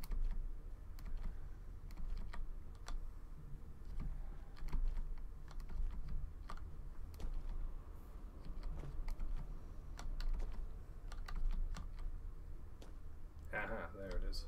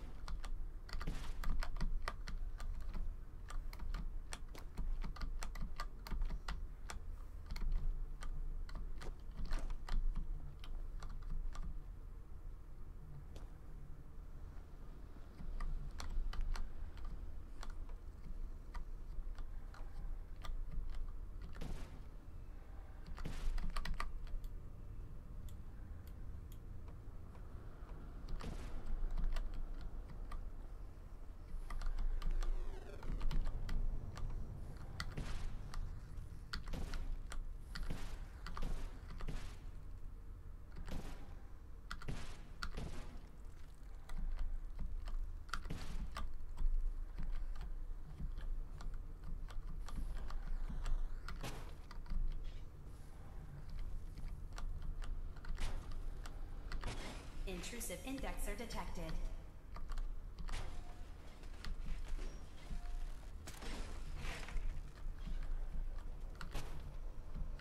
First data block recovered. Good. There we go. Doing what you're Told doing. you it was easy.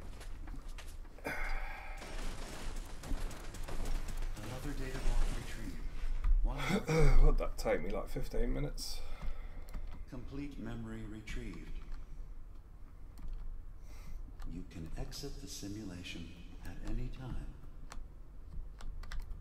Memory file identification 0Y-8K7D. Converted to audio transcription. Beginning playback. I've discovered a curious record inside the pre-war data files of this submarine base. The Marines here were Exiting simulation in 3, 2.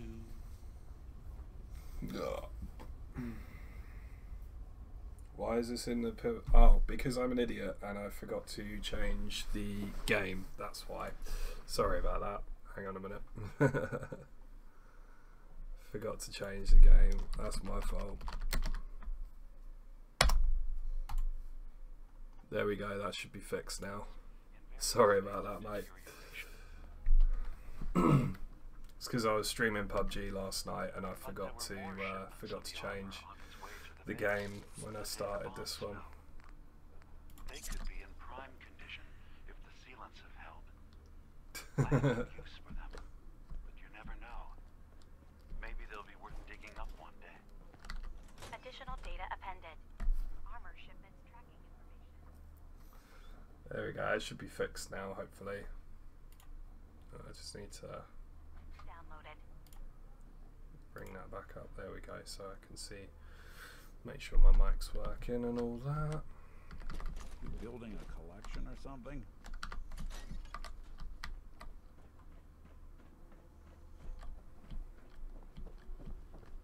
Watch over my brothers and sisters.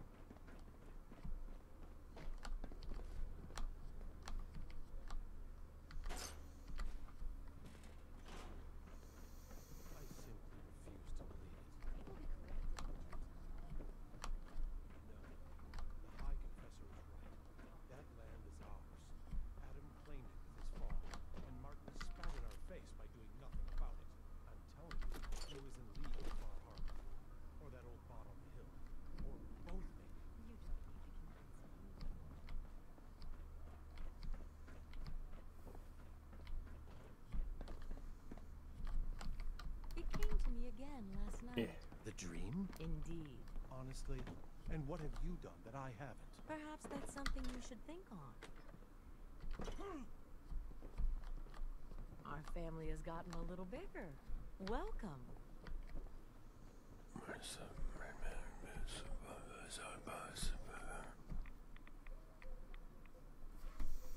I fucking hate that murmuring. That creeps me out so bad.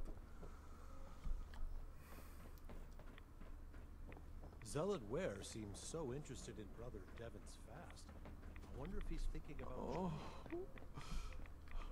please.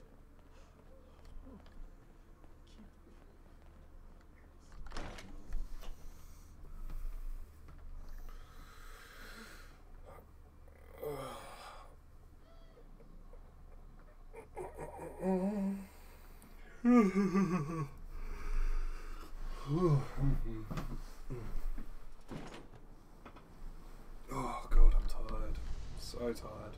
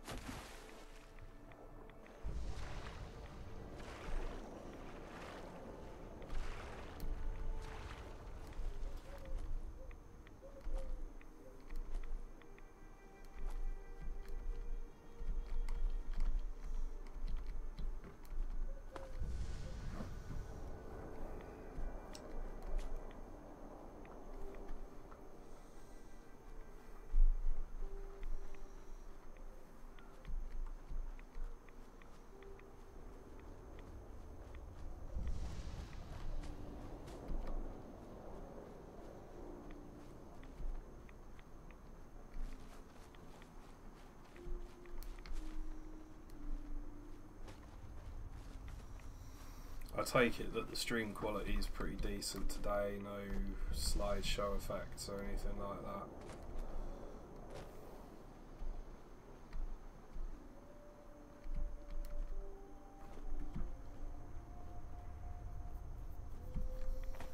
Because my internet's back up and working properly now, so the stream should be alright.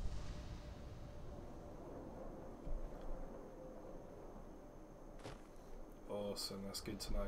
Yeah, it turned out basically what they were doing was they were doing work on the internet lines in this area. Mic is more silent than usual? Huh? How do you mean? Like it's quieter or?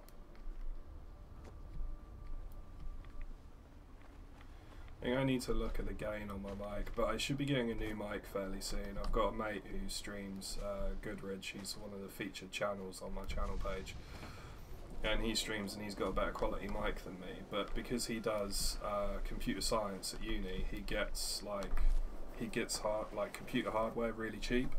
So when he goes back to start his third year at uni, he's gonna get a new mic really cheap. And he's going to give me his old mic, which is better, or well, he's going to sell it to me, but like really cheap. Oh, I messed around with the gain a little bit, so that might be why. Then the gain is basically it's basically determines like what area it picks up sound from, and so it should only be picking up sound from closer to it than it was before, which would be why there's less background noise. So it's good to know that that's working, because obviously I was doing that when I wasn't able to stream, so I couldn't really test it to make sure that it was working. I just had to hope that it was, but yeah, that's really good. But yeah, so I should be getting a slightly better mic in a month or two. He's going to sell me his old one really cheap, and it's better quality than this. So now the next step is to start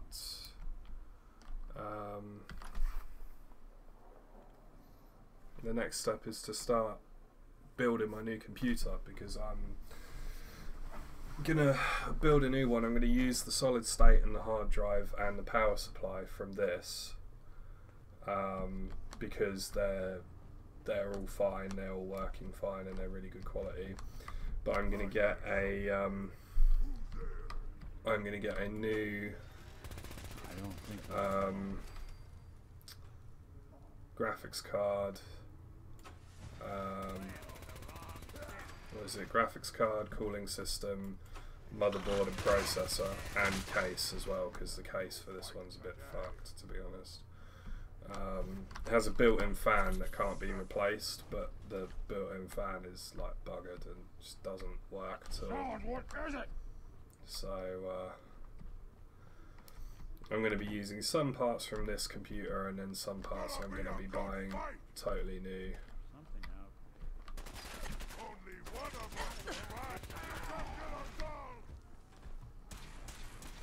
So that'll be happening over the next few weeks now that I'm working again, which should hopefully mean better quality streams, which is all good. It's all good stuff.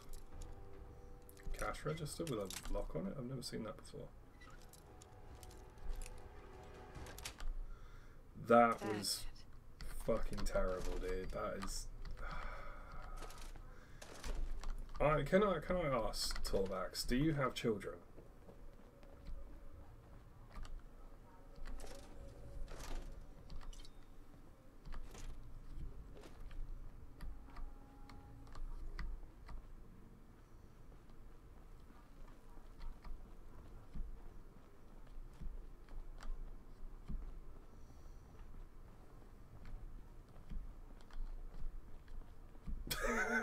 Satisfactory sigh.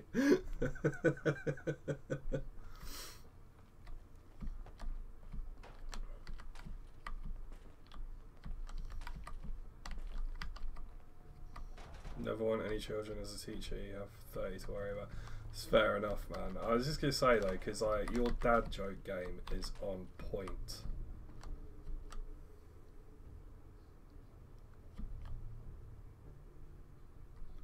I'm just gonna leave these two to it. Yep.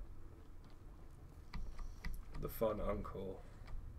Fair enough. I don't do the fun uncle bit so much as I do the tough uncle. I've not. I have to be honest. I've not got a huge amount of patience when it comes to children. Like my nieces and nephews, I don't have all that much patience with them. I mean, well, that said, most of them now are actually adults because I'm very much the youngest in the family. So most of them are like sort of 18, 19 years old now. But I've got some nephews who are quite a bit younger, and I just don't have the patience to deal with them. I really don't. And it's yeah.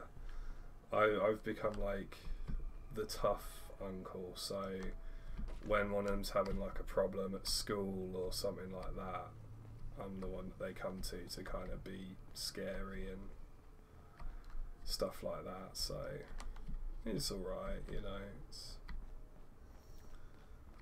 It's the size and the tattoos and all the rest of it. I think that's why they kind of gravitate toward me for that sort of thing. I don't mind. You know, it's what I'm good at the end of the day, so... No way I could pick this.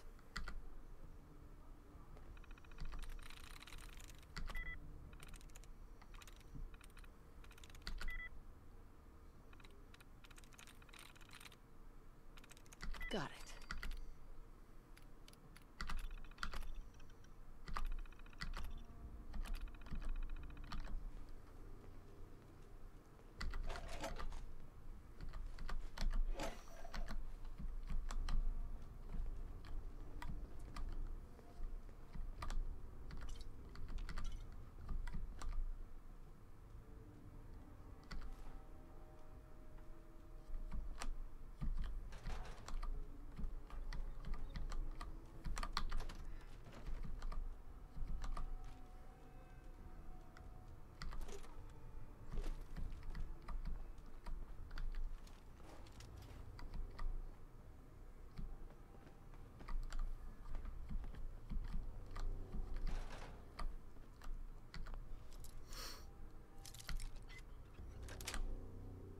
Got it.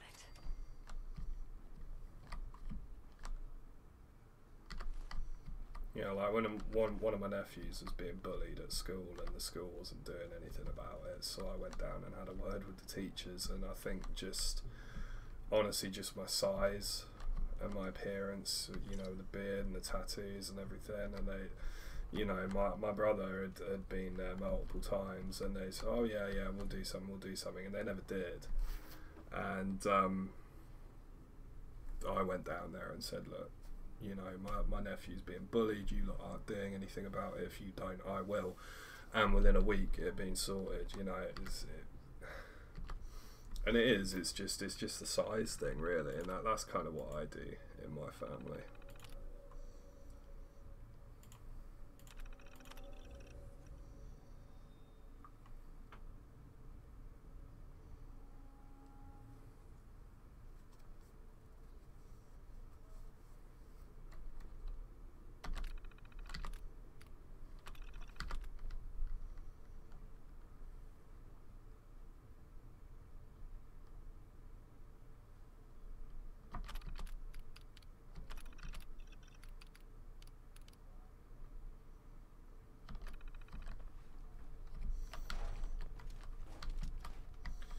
Yeah, over here in the UK, not all schools. I will say that it's not all schools, but a lot of schools they're not interested in doing anything about bullying. The thing that pisses me off is a lot of them run these like anti-bullying campaigns, but then when it's actually happening in their school, they're not interested. They won't do anything about it. And it pisses me off so much. It genuinely does, because I just sit there and think, well, you know, like the school I went to, I was really badly bullied. I was really, really badly bullied. I used to end up in fights all the time, because I had to, you know, like, and I used to get in trouble fighting, but I'm sat there like, well, the guy's fucking kicking me in the back of the head. What am I supposed to do? Just lie there and let him do it? Like, that's, you know, that's useless, you know. And I used to get bullied, like I say, I used to get bullied quite a bit. And the school I was going to, they ran one of these anti-bullying campaigns, you know, about treating people with respect and all that kind of stuff.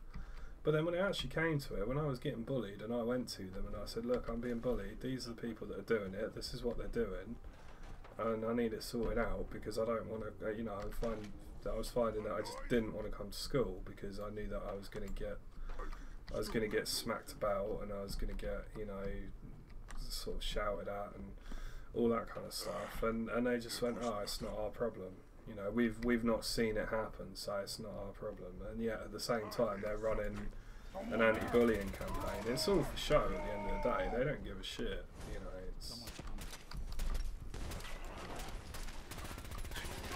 you know, and that's not, I'm not saying that about all schools, because I don't know, I've not been to every school in the country, but certainly the school that I went to, that was their attitude. It was, you know, they just didn't want to do anything, because it meant doing paperwork, you know, and they didn't want to do paperwork. Hey, Valentine. How we doing on the hunt for Eddie's tapes? Still searching for him. Just let me know when you manage to get your hands playing hide and seek. Got him. You know, and it's not all teachers either. There were a couple of teachers at that school who really did want to help me out. Hey. You know, who really wanted to actually, like, try and get me into a spot where, you know, try and help me out and get me into a spot where I felt safe and that. But it was just the problem was just the school wouldn't let them. You know, the school system that they were in, the school they were working in, just would not let them do that, you know. Helping students wasn't top of their agenda, and, you know, it's unfortunate, it's just the way it was.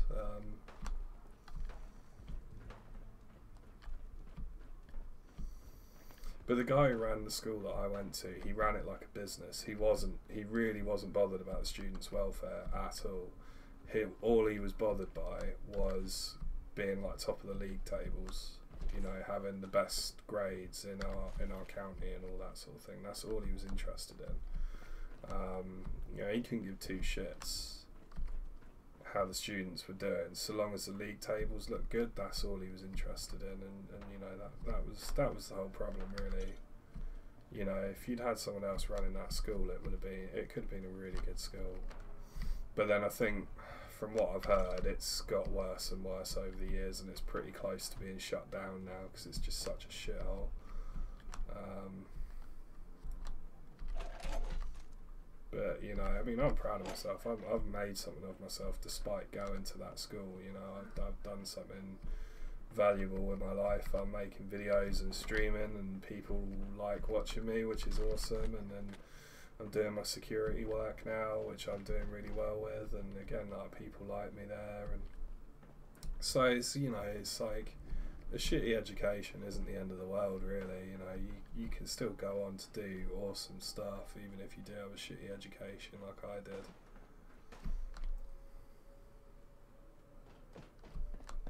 Yeah, I mean, that's the thing, is like, bullying, like, I do get annoyed when people are like, oh, you know, blah, blah, you know, when people talk about bullying like it's something that should never happen. I mean, well, I mean, yeah, bullying should never happen, but it always will. It's just one of those things. It's always going to happen. But, like, at the same time, everyone's got a responsibility to recognise that it's happening and to do something about it, you know, and to help people. And that was the problem with the school. Like, I'm never going to criticise a school because there is bullying at that school, because that's always going to happen at every school regardless. It doesn't matter where you go, it's always going to happen.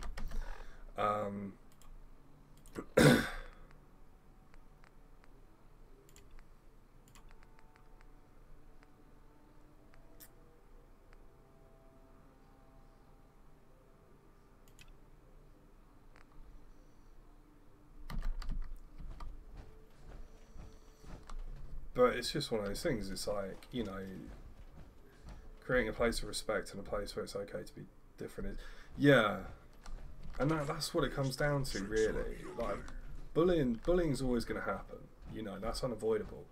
But I think the school has a responsibility to do something about it when it does happen.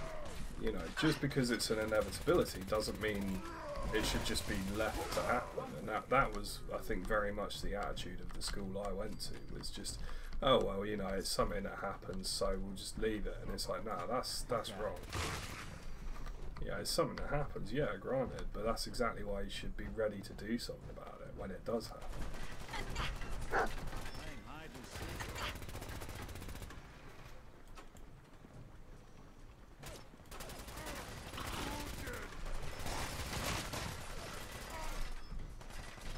Because, yeah, I don't think there's really anyone who kind of sits there, and I think there's a few people who genuinely believe that they'll be able to wipe out bullying totally, but I think most people, realistically, those of us who live in the real world, know that that's never going to happen.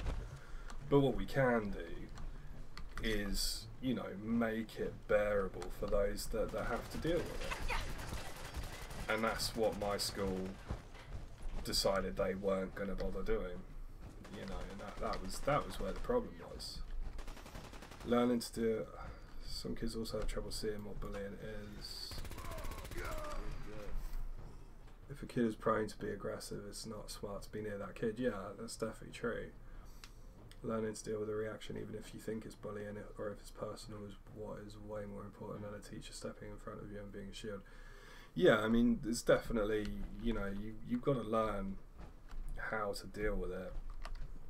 But I think, you know, at the same time, there's a certain amount of guidance that a teacher can give, you know, in that regard.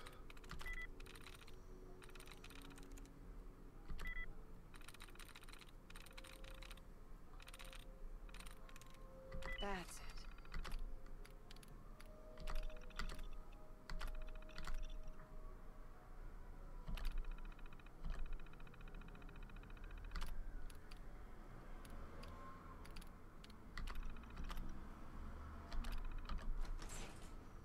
To take a... Oh, huh, you got it.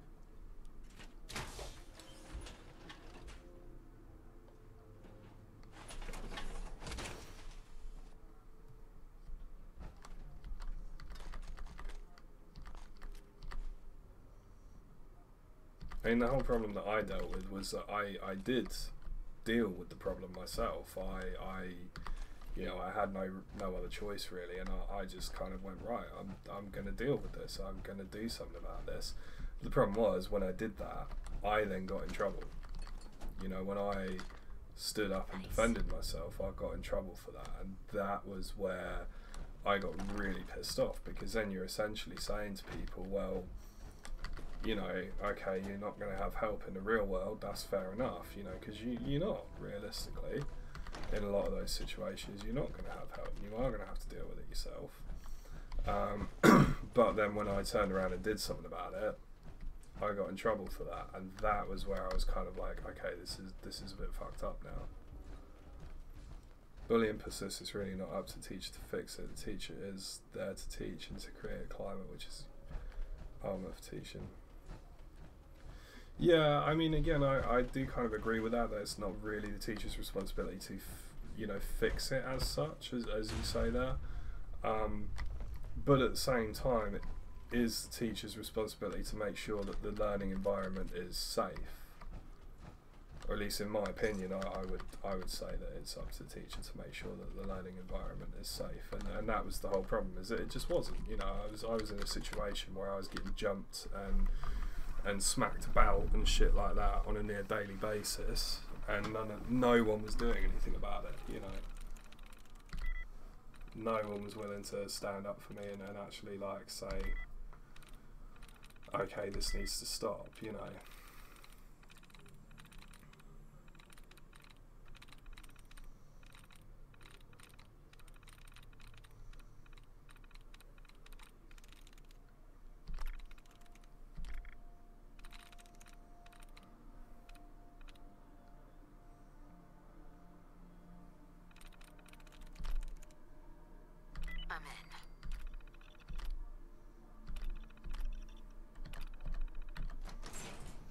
See, again, we don't really have any kind of like counselling or anything like that for people in that situation. It's one of those things where it's just kind of like you're on your own. An aggressive kid needs to get counselling, which is parents' responsibility. Yeah, but again, that's the problem, is over here there's really no support for that sort of thing. You know, you just, unless you've got a hell of a lot of money and you can afford to pay like a proper therapist hundreds of pounds an hour, which most people can't, you can't really get that sort of support over here, unfortunately.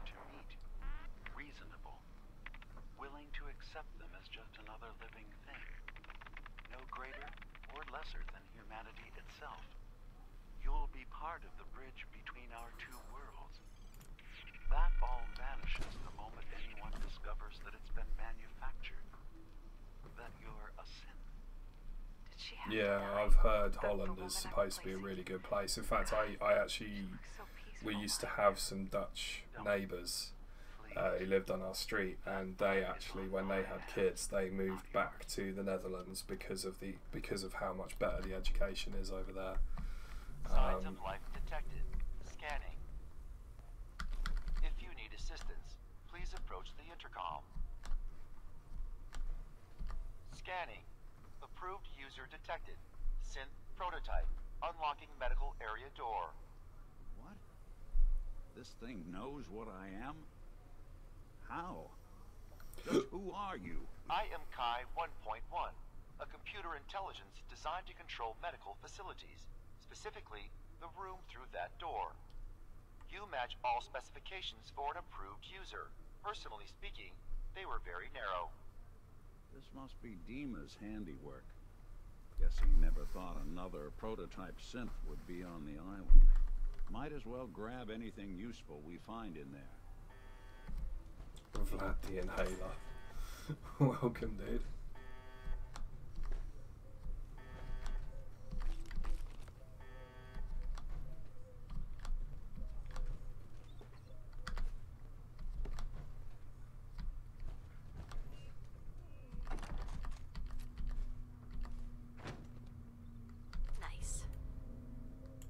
Inside, you got,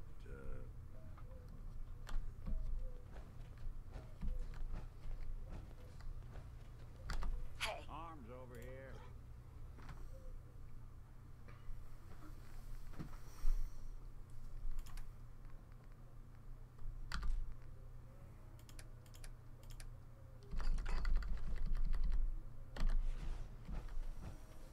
Right, I'm gonna have to go dump some stuff at Red Rocket before I carry on exploring, I think. Going up.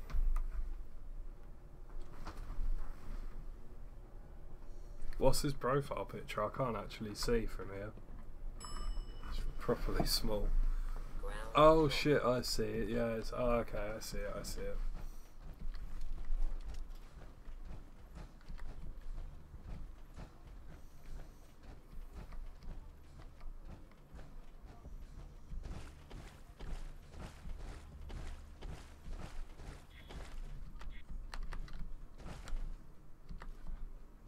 Oh, god damn it. I forgot how heavy those things are.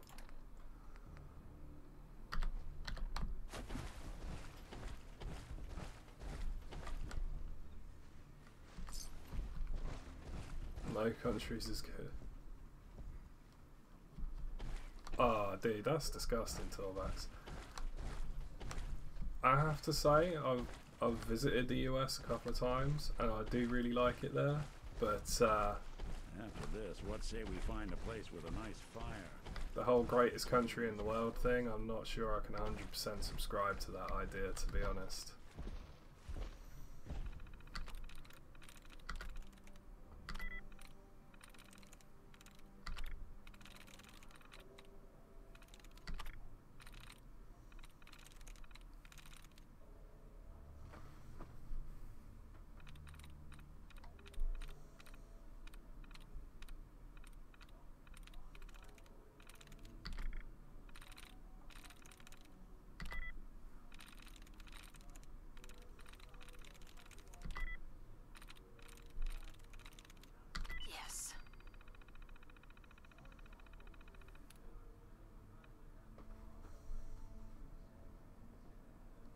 I guess that makes me a filthy commie then.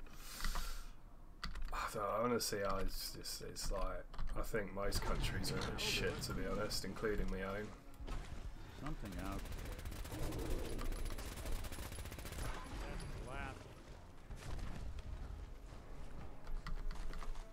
I'm not even a fan of my own country, so I'm unlikely to like anyone else's that much.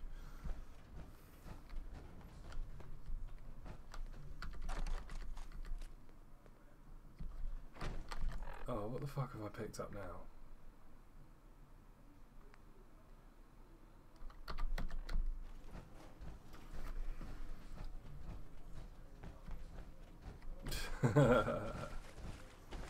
Oh, now we're getting political, man.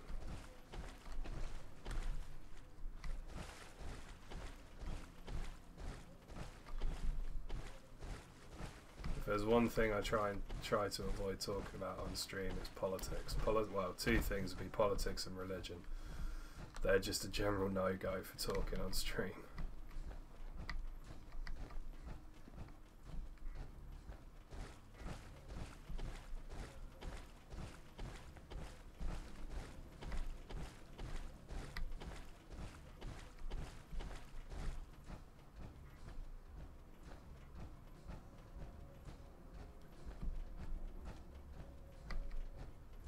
Because that's a guaranteed way to get people angry. Oh, fucking hell.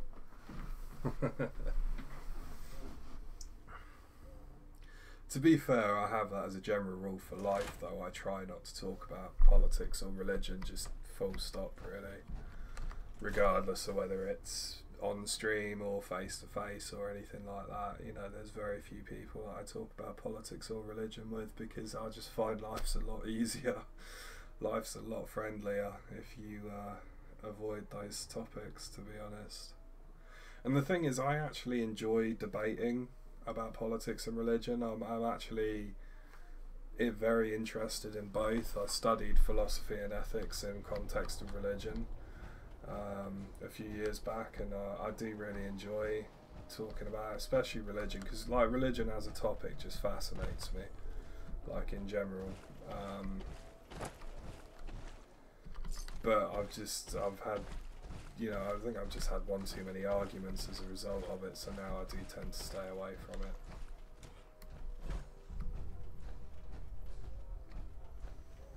And people do get pissed off, but I think a lot of the time it's just not worth it, really.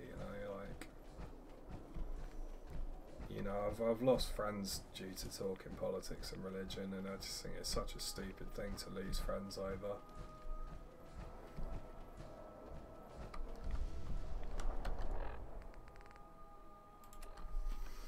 Right, where else do we need to go? We need to go over there. I'll jump to the Atom Shrine. Yeah, I really need to go back and play Fallout 3 and Fallout New Vegas, because I love looking at different people's ideas and stuff like that. But Yeah, I mean, I definitely agree with you to a certain extent there, Vlad. Like, when people get, oh fucking hell, when people get mad over opinions, I do kind of just sit there and think, well, like, you know, this is what life is different people with different opinions, and there's always going to be different people with different opinions. If you're going to get angry every time someone has a different opinion, you're going to have a real hard time in life. But unfortunately, I think it's just a case of there are that many people that get angry about opinions. I just find it easier to just kind of let them get on with it, you know. I'm very much the sort of person, anything for a quiet life, you know. I like to avoid trouble and then just kind of get on with my life, you know.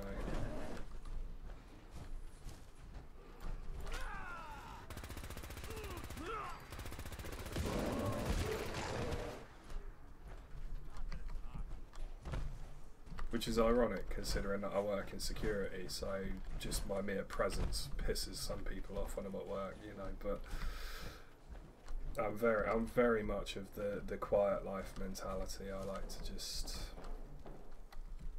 you know, I live my life, other people live their life, and I'm quite happy like that, you know.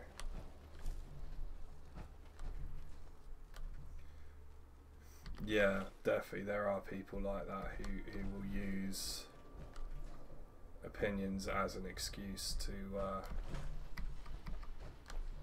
out their emotions, and I think that's, you know, that can be just as toxic as anything else at the end of the day, really. You know, oh fucking hell.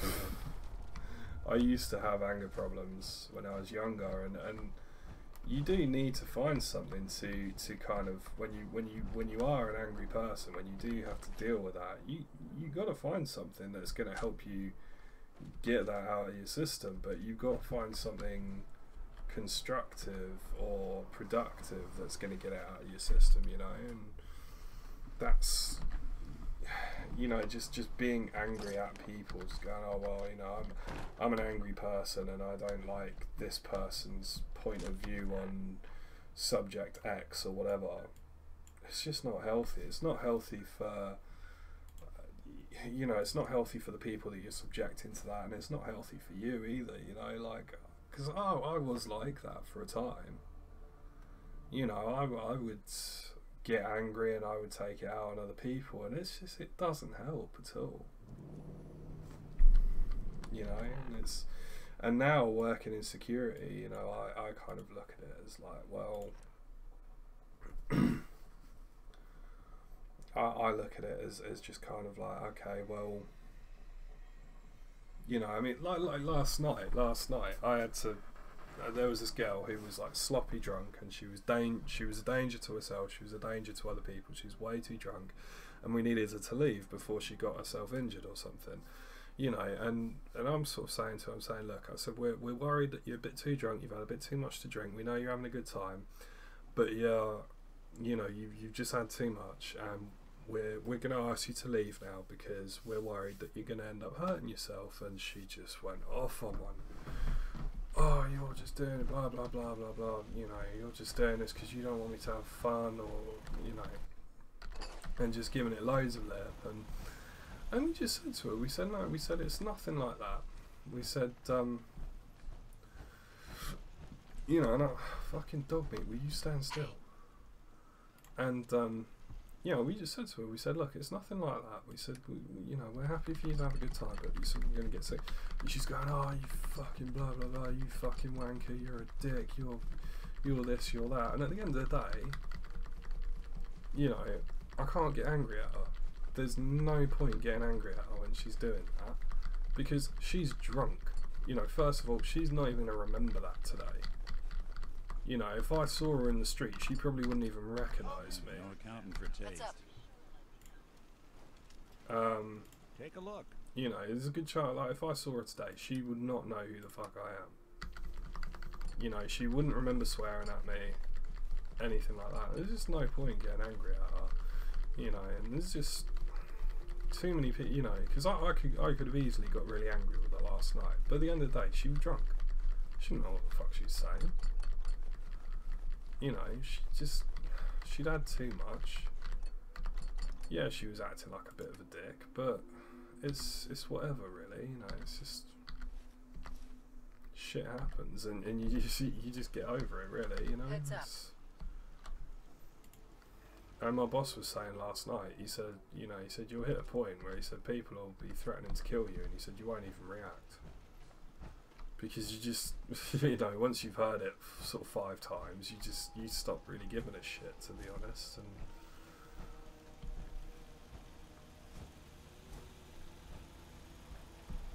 yeah, I mean, exactly, like, if you get angry back, it's not going to help anyone. It's not going to help you. It's not going to help them.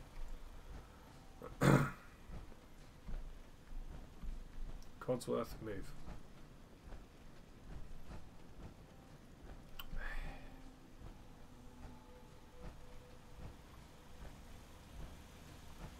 Most threats are empty anyways. Yeah, I mean, like I say, especially if you're working on the door of a pub like I do, when someone threatens you, it's honestly, they're just doing it to look hard. They just want to look hard in the moment. That's all it is, in all honesty.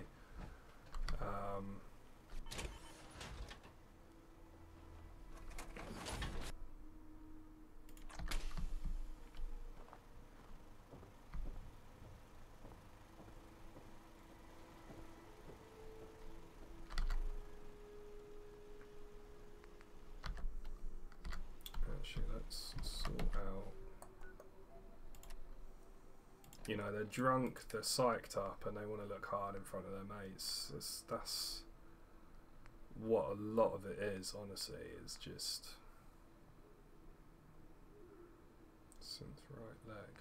What's that? Okay, we'll get rid of that. Hey, Daniel Bergman, welcome to stream, man. I'm doing good. How are you doing, man? How are you doing today? Pack enough emotion in a threat and it's going to get dangerous. That's true, but I mean, again, that's kind of why we're there in the first place, you know, is just to kind of, you know, give them a reason to not act on what they're saying, basically.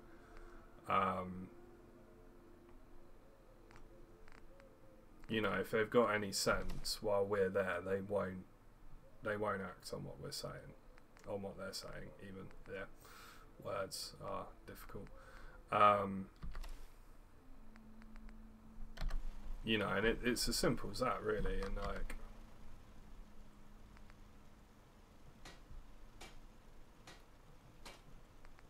yeah, I mean, you definitely got a point there. I definitely agree that you do have a point there. But at the same time, in the context that I'm talking of when I'm on the doors, there's alcohol involved, you know, and it's, you know, when you've got alcohol involved, that does change things quite a bit. What am I missing? Oh, I'm missing leather, that's annoying.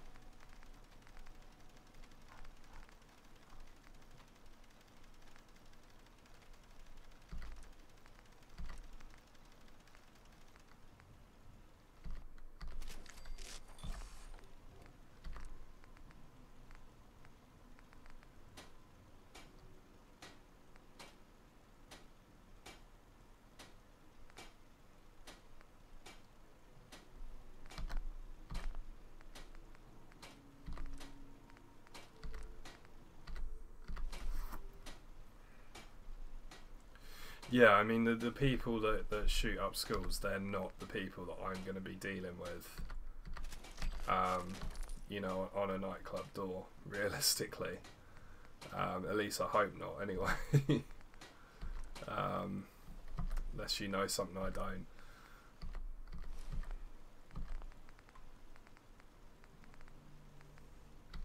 But yeah, as a general rule, those people are not going to be the ones that I'm going to be dealing with.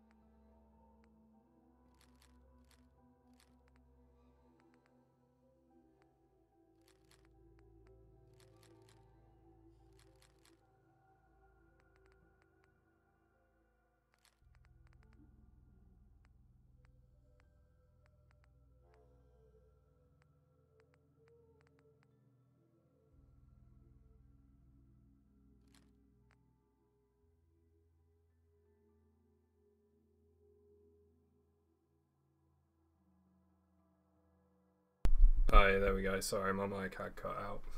Sorry about that.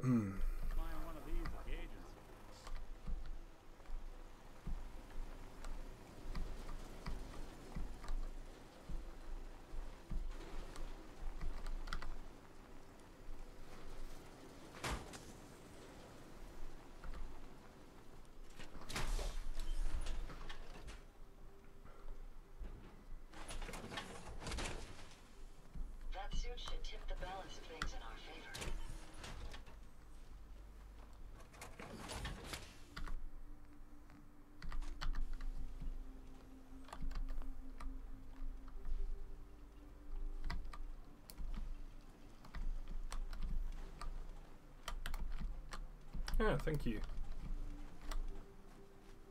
I put a bit of work into it.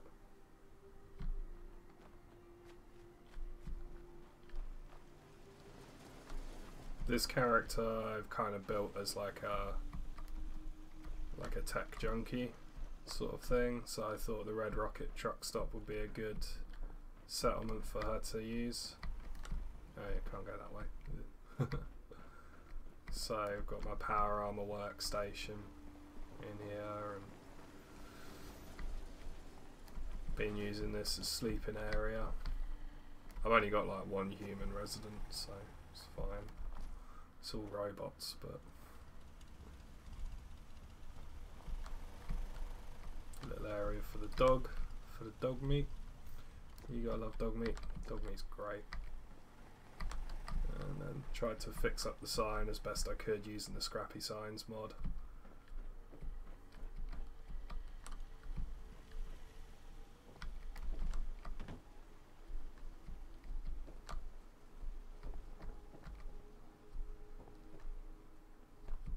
This isn't my main playthrough, this is one of my side playthroughs, but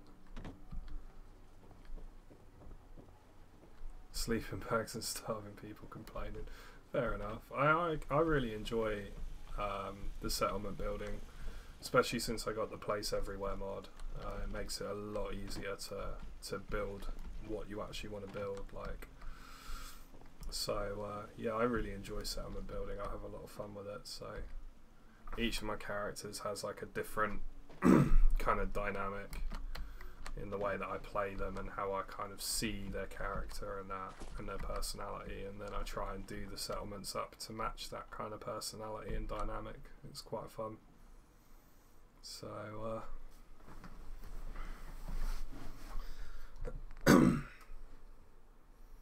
well, I have just got rid of a load of her deep-pocketed stuff. Yeah.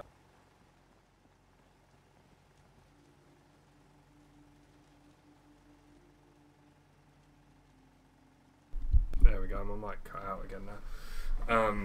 If you're on PC, I recommend getting the Place Everywhere mod. That makes it so much easier because you can make it so that stuff clips into each other and things like that. So like you saw on the roof, the floorboards kind of clip into that bit, but it just makes it so much easier. So I really recommend that mod. It does require you to have the script extender, but got Codsworth looking badass and apparently stuck. Codsworth, you can't fly anymore. You can't do that. Yeah, no, you can't fly. You got tracks now. You can't fly. Don't look at me like that. You wanted the upgrade.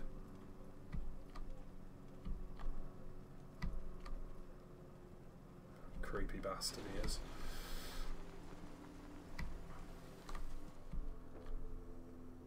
What was I doing?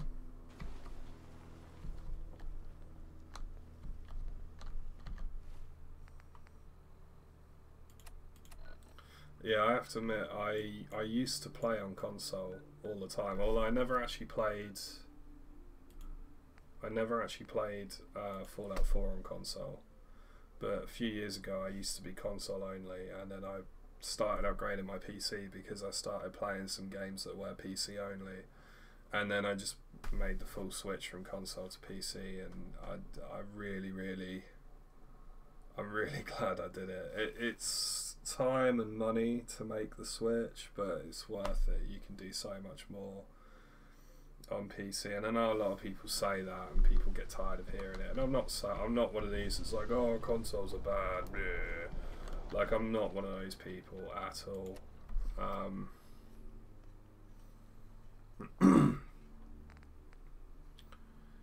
But you know, I'm very much the mindset of people play what they want to play. You know, at the end of the day, if someone wants to play on console, I'm not going to hold that against them. You know, everyone does what they want to do, as long as they're happy and they're enjoying themselves, that's fine. But for anyone who's kind of thinking, should I make the jump from console to PC, I highly recommend it, because I'm really glad that I did. It can be a bit of a hassle. Like at the moment, my graphics card's playing up a little bit, and my motherboard isn't very good. My processor's getting a bit old as well, so I need to start replacing bits. But I've started working now, so I'm going to save up money and just do a new build. And it's actually kind of fun doing new builds, you know. You know, I really enjoy getting all the hardware and putting it together and making sure it works properly, and that I find that really fun. So we're sucking down a lot of rats sticking around here.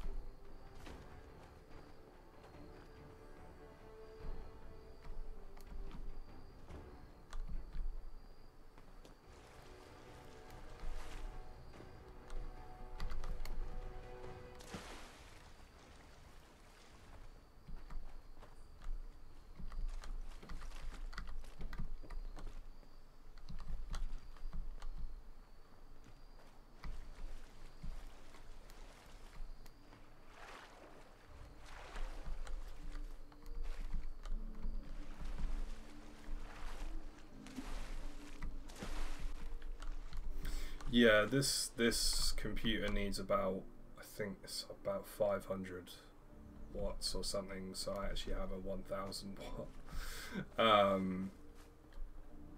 And I'm going to be using that power supply for my next build, because that power supply still works fine, and I'm not going to need more than about 750 on my next one, so...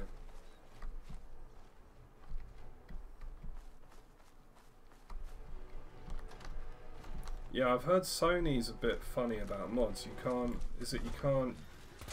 have any assets that aren't from the original game on PS4 in the mods, I think.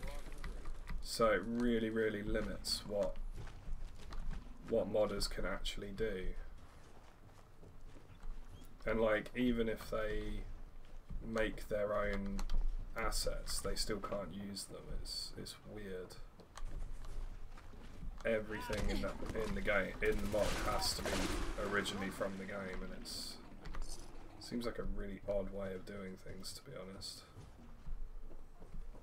Couldn't quite get my head around that when I heard about it.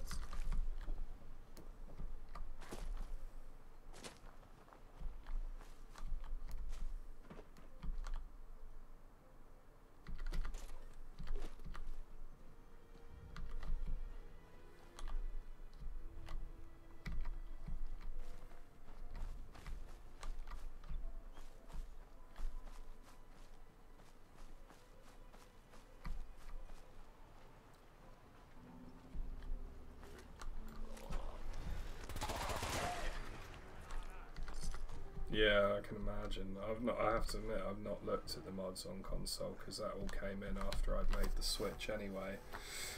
Because I used to be a big Skyrim player as well. I keep saying I'm going to stream it, and I'm not around to it yet. I might do that later this week,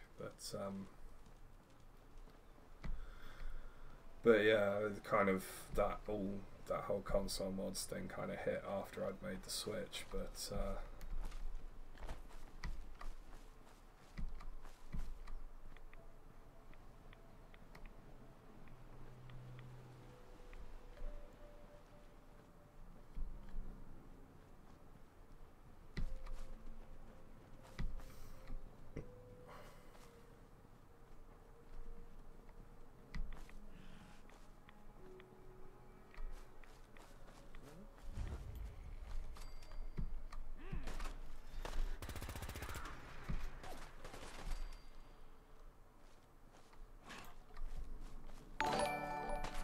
Hey, thank you for the subscription there, Vlad.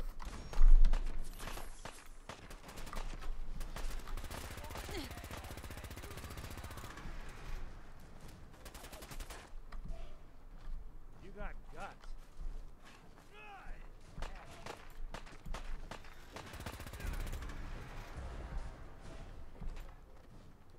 I see what you are. There we go.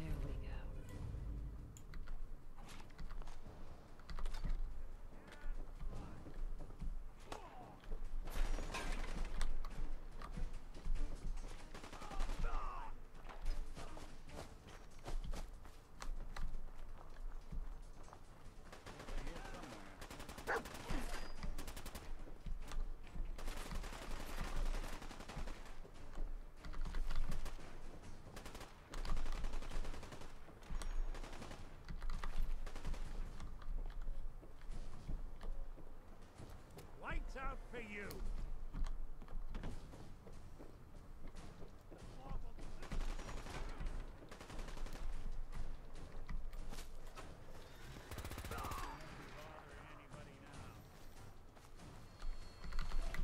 Yeah, I stream fairly regularly.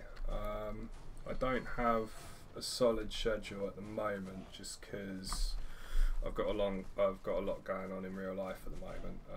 Just started a new job, and I'm going to be learning to drive and stuff like that. So I don't have like a solid schedule, but I do try and stream as much as I can.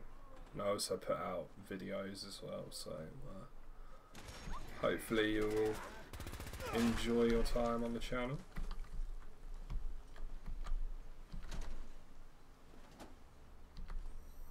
It's not going to be one of those things we're going to look back on and, yeah,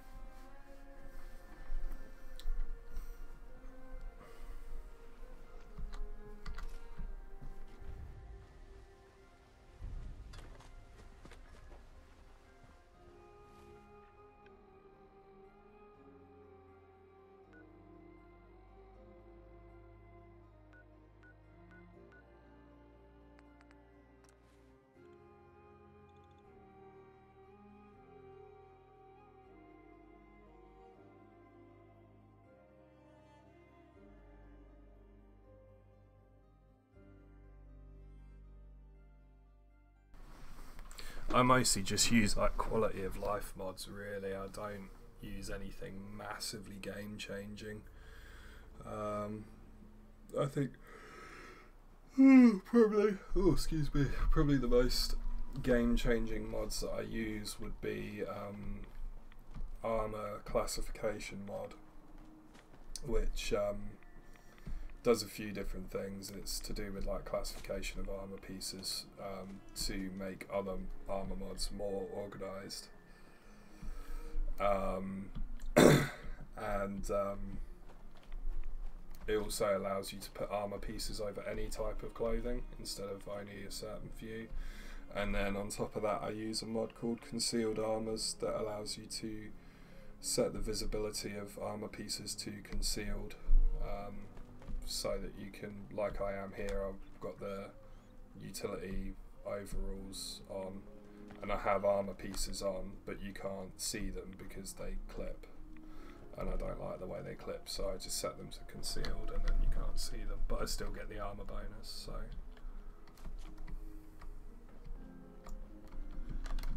oh yeah, no, definitely game changing mods definitely have their place, but I'm still enjoying the game sort of mostly as it is. Hey, how half the quest is going Radiant Quest. I have to be honest, I do wish some of the storylines were a bit longer. I do feel like a lot of the storylines are a bit too short and a bit too easily completable.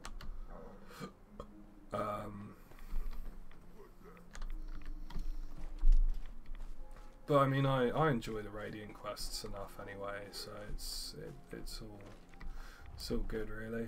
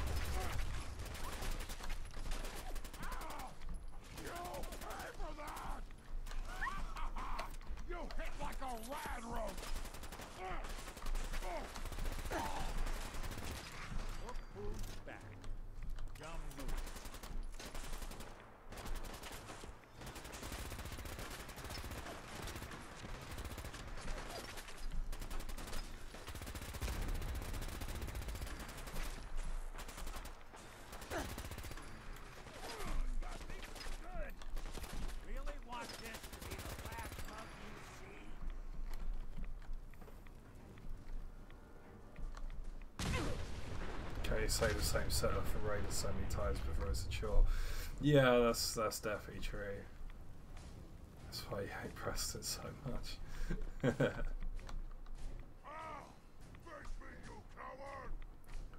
I believe there is actually a mod that makes it so that he stops giving you Radiant quests as often. I think it makes it so you have to actually talk to him and ask if there's anything going on before he'll actually give you a Radiant quest. He won't just stop you and say, "Oi, go do this," like he normally does. So it might be worth looking into that mod, Torvax.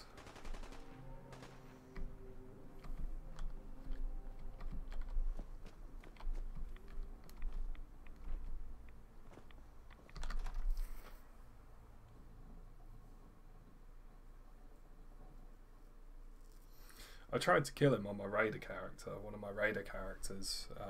He got into Nuka World DLC and that. And when I went back, Preston was like, "Oh, I can't forgive what you've done, blah blah blah." So I was like, "Alright, I'll kill him," and then I couldn't. Still had him set as essential, which was kind of disappointing. I know I can turn it off with console commands, but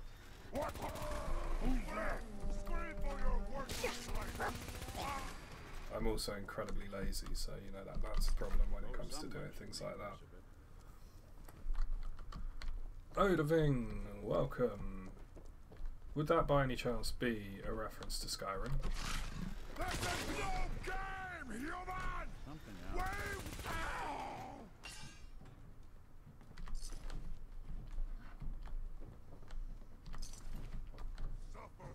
Preston sits at Outpost and Roger all alone so he can reflect on what he's done. I like that, Vlad. I like that. I did on one of my games. I sent him to some random settlement that I then didn't build up at all and just left him there on his own. I appreciate that reference, dude. I have the Skyrim Imperial Dragon tattooed on my arm, so I can appreciate that reference.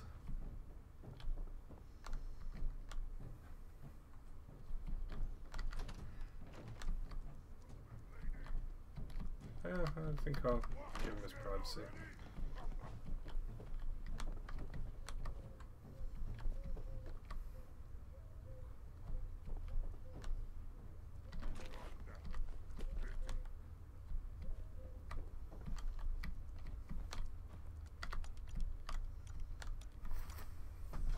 Not just his, yeah, oh yeah, no, I know it's in the other Elder Scrolls games as well, but I just know it as the Skyrim one because that's the Elder Scrolls game that I played first, so it's just how I think of it. But yeah, no, I'm aware that it's in the other ones.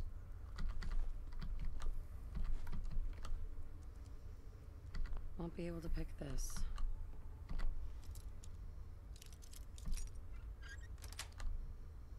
That's it. Well, yeah, I mean, it is definitely dedication. The reason I got the tattoo is because basically I used to play it a lot when I was younger, when it first came out, and at the time I was dealing with some pretty severe depression, and it was just Skyrim was an escape for me.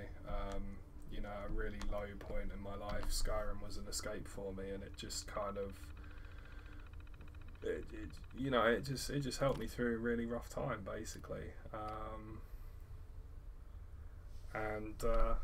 Yeah, so I thought, you know what, I'll get a tattoo, because I thought even if I end up never playing it again, that game's always going to mean something.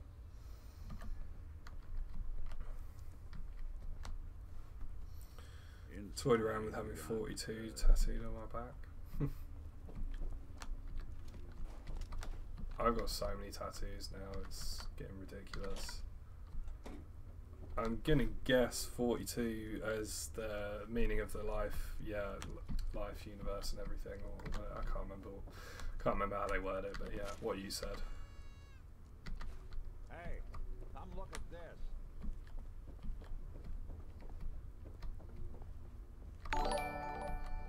Hey, thank you for this subscription. Do something for you? And welcome back, Bill.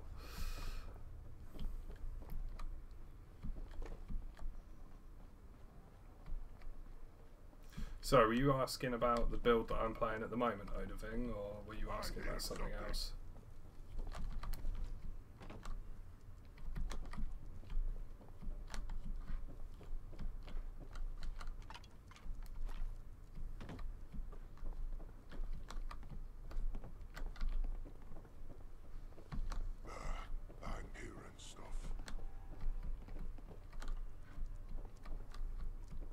Searching for solar eclipse glass. Oh yeah, you've got the solar. Is that today that's happening?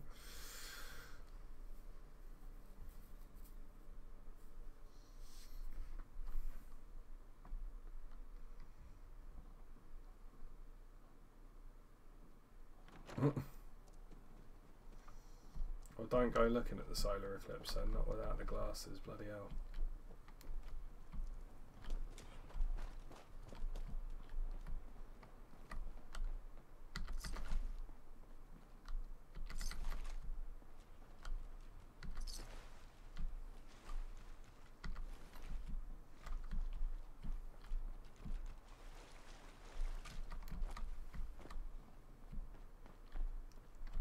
Oh, is it tomorrow? Alright, fair enough. I couldn't remember when it was.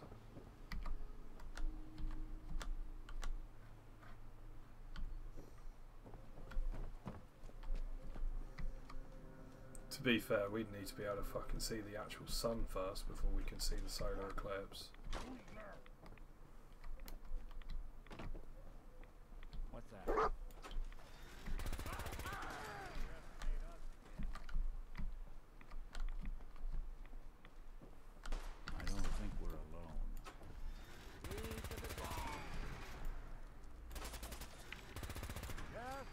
thought we were getting along.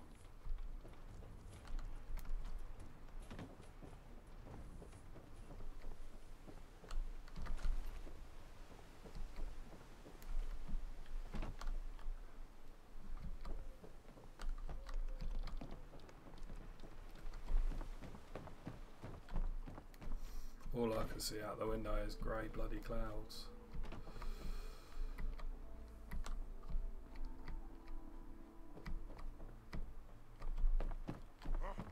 What's that?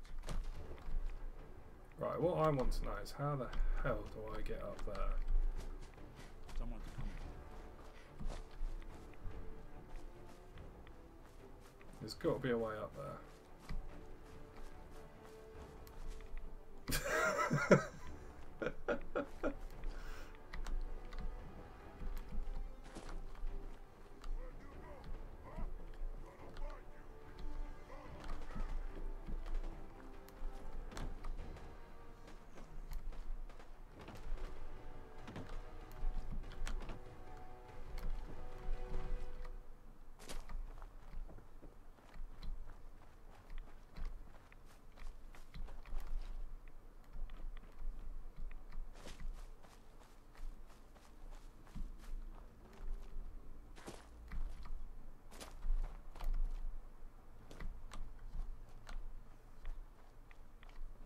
Stupid noises.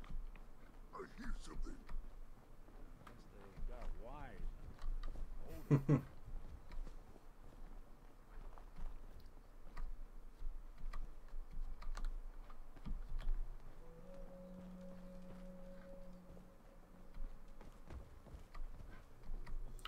I am in Far Harbor at the moment, and welcome to the stream, dude. I can hear you.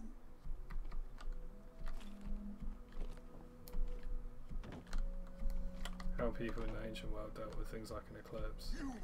Yeah, it would probably freak them out pretty bad, especially like civilizations that actually like worship the sun and that, which there's quite a few of. I imagine it would freak them out quite a bit. Like, oh shit, our gods just disappeared. Like,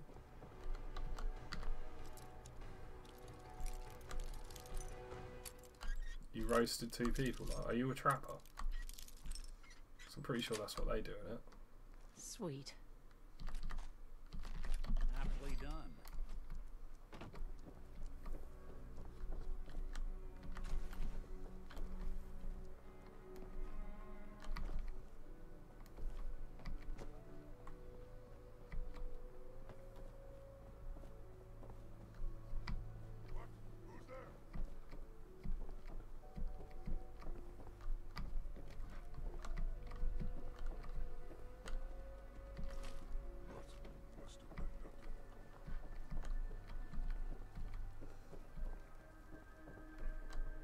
Babylonians and ancient Chinese were able to predict solar eclipses. Bloody hell, that's pretty impressive.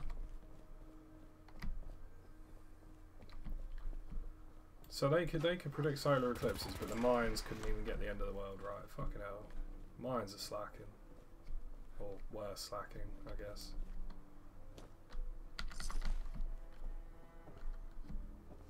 According to a Greek historian, a solar eclipse stopped the war between 2 people that I can't say. You saw the dark side. Fair enough. Well, that's a pretty good thing to come out from it, really. Where am I? I am at, I can't even remember what this place is called. Harbour Grand Hotel. In Far Harbor. I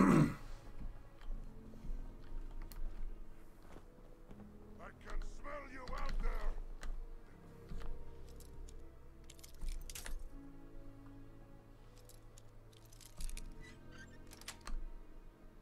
Got it. Sitting behind his desk playing full level. Well, you're not wrong. You're not wrong. I am definitely in England. And that's as much as I'm saying about where I actually live. For safety reasons. Especially now that I'm working security, it's sensible to be careful. What gun is it? It is a Gatling laser. Yeah, I work security now. It's like my real life job. So for that exact reason, I won't be saying where I actually am in the country, because obviously if people recognise my voice from kicking them out of the club or whatever, and you can say that I live there if you want to, Orbax, because that's not where I live, but it's all good. Gonna be a good fight!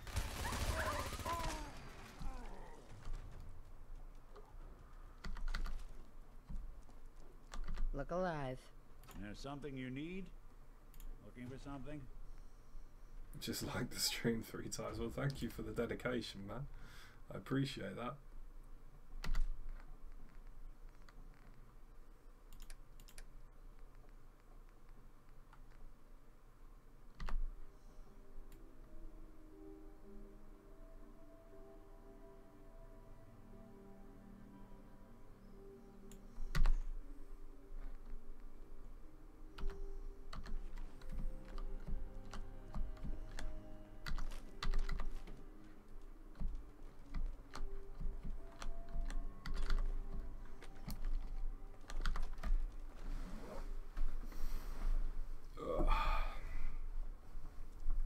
But yeah, to be fair, even before I started working this job, I wouldn't usually say anything about where I lived.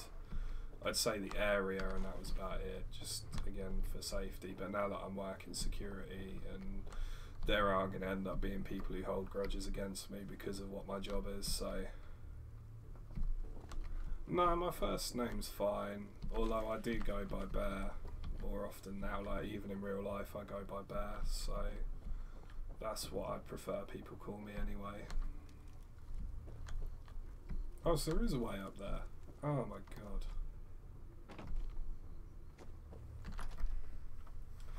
god. My first name has appeared on way too many streams to keep that a secret now anyway, to be honest, but most people just call me Bear, and that's what I go by, so...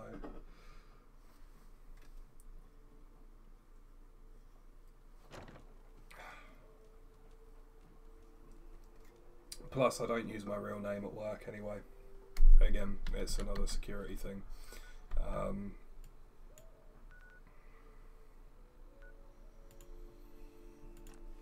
It's, you know, like if you're if you're throwing someone out of the club, they're gonna call you Harry Yaoguai. That's fine. You can call me that if you want. It's pretty accurate, to be fair. But like, if you're throwing someone out of a nightclub, they're not going to be, you know, they're not going to be your favourite you know, you're not going to be their favourite person, is what I'm saying, Jesus.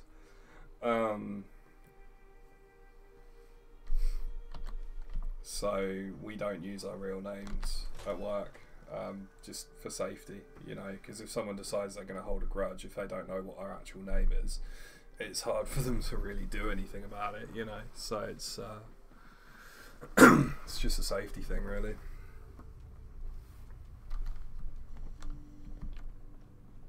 So Badger, what's that mean? It's good to see you again, brother. Hey, Dima. I hope you don't mind, but I had Chase shadow you. She saw you entering and leaving the nucleus. So, what was in my memory banks? Are we closer to resolving the conflict on this island peacefully? Your memories led me to a gravesite. You killed Captain Avery and replaced her with a synth so you could control Far Harbor. What? That's impossible. Let me see what you found. I did it.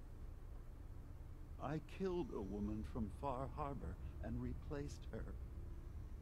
I stripped a synth's identity from her and made her an agent. Why did you do it? I needed to calm Far Harbor. A moderate voice. An example of what humanity should be. How we could exist together as equals. But I couldn't live with the memories of the blood on my hands. A human and a synth are both gone because of me.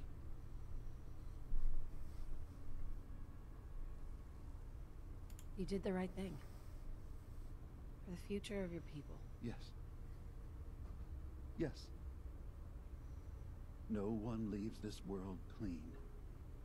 Sacrifices have to be made. Sacrifices? You're talking about cold-blooded murder. I'm starting to see things more clearly. We have to keep this secret from Far Harbor. If they knew I had done this... Yeah, I do find Dima to be a very interesting character. I'm excited to actually come here on an Institute character and see what's different. Everyone will die. I have an idea. There's still a way. Unfortunately, I kind of messed up my last Institute playthrough, and the character ended up being incredibly weak for his level and just getting killed by everything. So I'm going to start another one soon. I'll keep your secret, Dima. Thank you. Maybe the guilt will keep me focused. That didn't seem to stop him before. As horrifying as it might be to suggest, this memory you've recovered has given us a new option. If Far Harbor could be made more tranquil by our intervention, then perhaps the same trick will work twice on the children of Atom. We could replace High Confessor Tectus with someone willing to forgive Far Harbor and work towards reconciling. If it means peace for the island. All right. Tell me the plan. This will be difficult for both of us, but I think it's our only option. I'll need you to leverage your access to the High Confessor and lure him to a secluded location. You should be able to find a spot in the Bay's old command center where you can deal with him discreetly and hide the remains. Once your work is done, return here. Ooh, I might have to look into that mod then. Because it would be a shame to start from scratch all over again. I don't really know how I managed it. I just managed to make him incredibly weak. And he just can't really kill anything. It's a bit pathetic, really. Okay. I'll do it.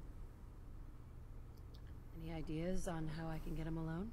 I have started leveling another one, but I'm struggling with it a bit. I've started leveling a like a sneak melee character because they look really fun, but oh my god, just get destroyed by everything at low level. I expect Tectus would be interested hearing all you know in private. All we have I agree that the game is definitely easy, but there are certain play styles that are incredibly weak and will get you killed. Recorded many of our conversations. Those in the nucleus have certainly been destroyed, but I built a small refuge for Martin many years ago. Perk reset cam. I'll have a look into that. From the family. Go there and collect any tapes you can find. I'll begin work on our replacement. And here, I want you to have this as well, for what you've done for us.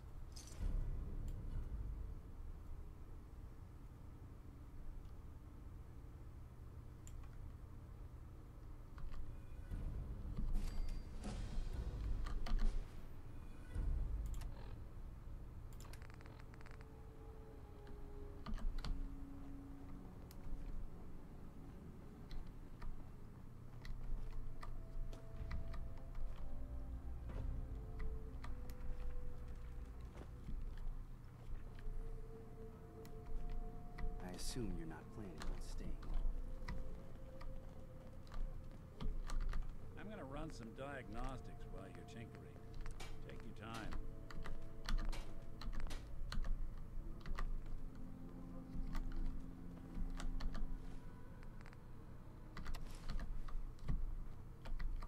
So, sounds like I'm gonna be the next High Confessor? Great. Great. Hey. Wonder if I'll remember anything at all after the operation. Yeah, that's definitely true. It can be a bit awkward. New girl, right? Must be, because I don't recognize you. Look, I'm not anybody worth talking to. My head is killing me.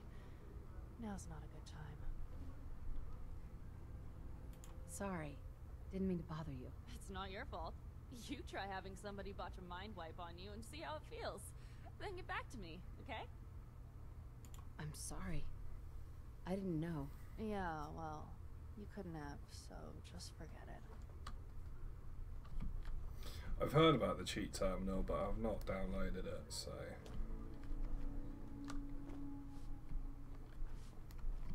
You're back. So, what did you find? Can we really trust Dima? Or is he hiding something?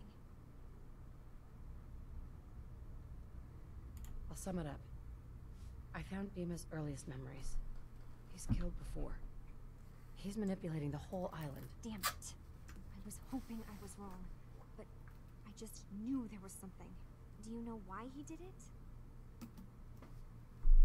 I think he just wants peace for everyone on the island, even if it means controlling them from the shadows. So, he means the best? Should we help him? Is Acadia worth saving? There's good people, synths, here. Acadia is still an ideal worth protecting. I'll do everything I can. You're right. We have to see this through. Maybe you can use what you found in Dima's memories and convince the old synth to do Can't what's really right. hear I on know my you max can volume. handle the hard Is work. it my voice that you can't hear, or...?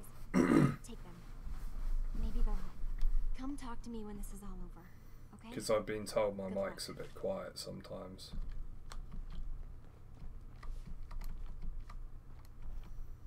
I don't know why my stream's so quiet, but like I say, maybe it's my mic.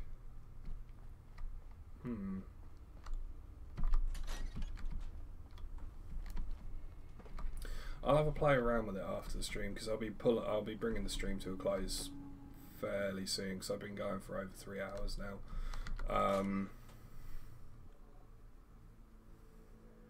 It's the overall volume. Oh, I don't know. I don't know why that is then. I'll be bringing the stream to a close in a little while, because I've been streaming for over 3 hours now. So I'll have a play around with volumes and that when I do that, and we'll see what we can do. See if I can get it a bit better ready for next time.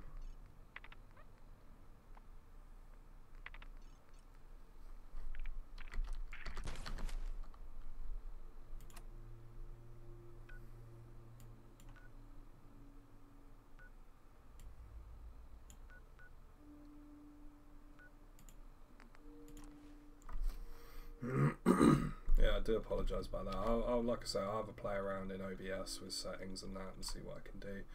Ready for the next one.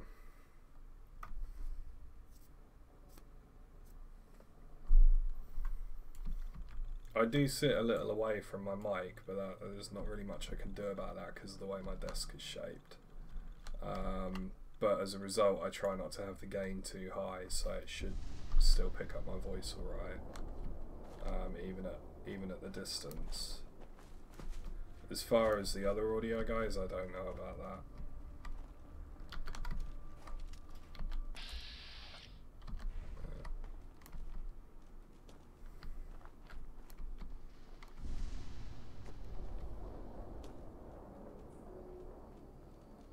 Name seems familiar. I've been streaming on YouTube for 2 or 3 months now, so maybe you've watched one of my other streams, or you might have watched one of my PUBG videos. They don't have a huge amount of views, but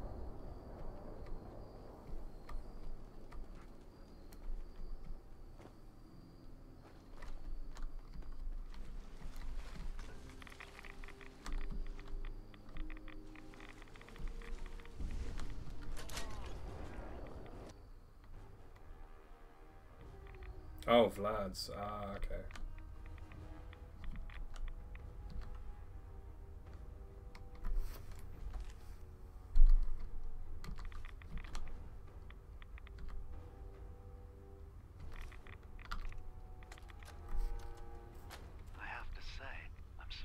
There we go.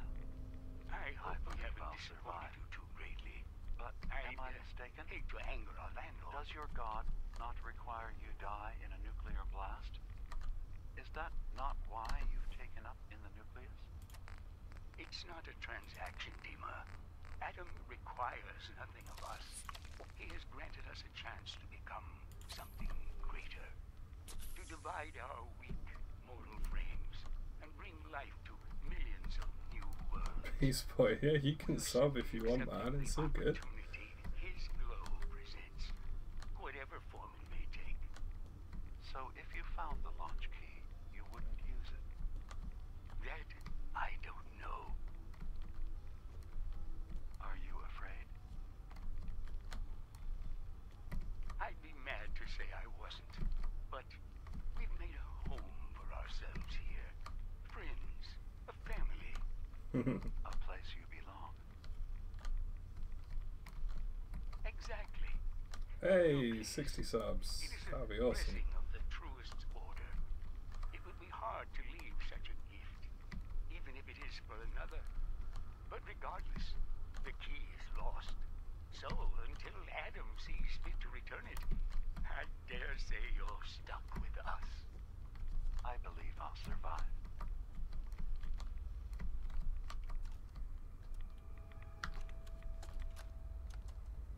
Thank you for coming so quickly. I heard about the execution. I can't believe they killed your missionary, Martin. I have to be honest, the radiation doesn't bother me too much in this game, but... A good soul. The fault is mine. If I'd realized things had become so tense in Far Harbor, I would have never let him leave. They blame us for the fog overrunning the town, Dima. And now, the children, it's Tectus. He won't listen. He wants to prepare for war. Do you believe the others will follow him? Time was. I would have laughed at such a notion, but now... Andrews was beloved by many. It's brought out the worst in them. Fury, hate. It was tolerable when it was just Tectus. Dima, something must be done. Yeah, thank you, Beast Boy. I appreciate it. Exile? Exodus. I think it's time you and I convinced the citizens of Far Harbor to leave. You can't be serious. You know as well as I. They're not meant for this place. The fog grows thicker every year. How long before the condensers are finally overwhelmed? It's not banishment, Dima. It's mercy. I'm sorry, Martin, but no. They have as much right to be here as you do. Right. I see what you mean. Is trying to kill them, and now my people are at my throat because of the mess you created by allowing them to stay. And if you can't recognize that, then I suppose there's no reason for you to be here. I think you should go. Martin, please. This can be solved in other ways. Get out. Very well. We'll talk again when you come to your senses.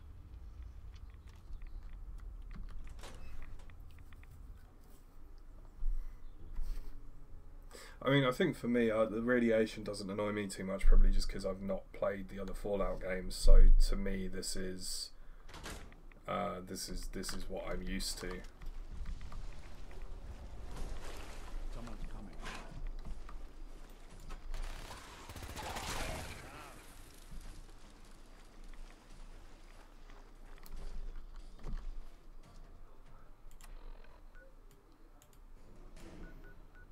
I am intending on playing Fallout 3 and Fallout New Vegas, but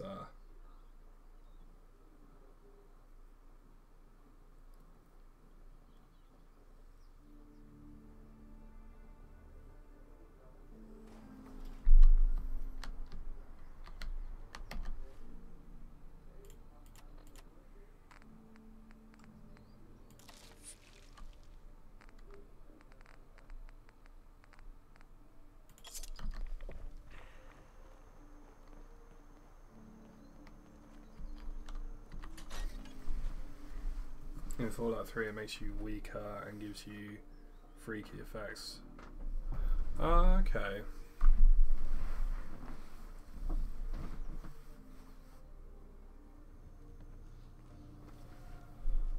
Okay, yeah, I kind of see what you mean. There's quite a big difference then in the effects Dima, of it. I recovered the tapes from Martin's If you wanted hideout. to stay in Acadia, you'd be welcome here.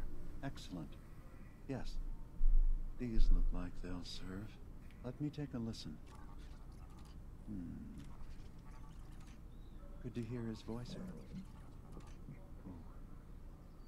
Some grim material to work with. There. No pleasure in twisting the words of an old friend. But I believe Martin would understand. This tape should be sufficient to pique the High Confessor's interest in joining you in the command center. But Tectus is nothing if not wary.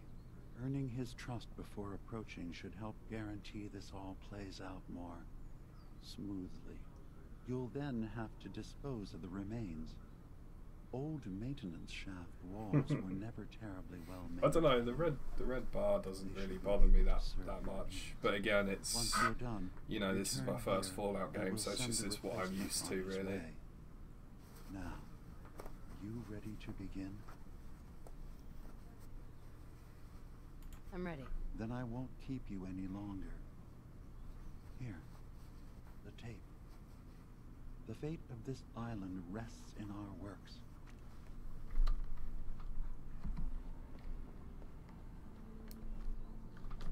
Yes?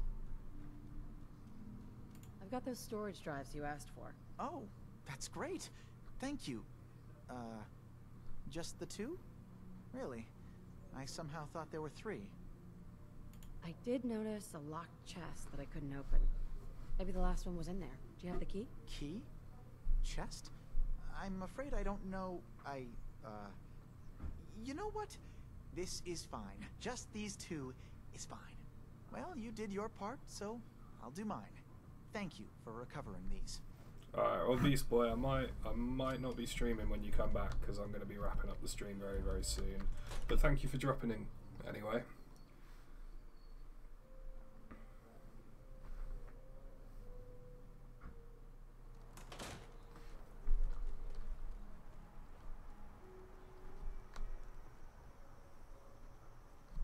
A couple thousand stim packs and ranaways.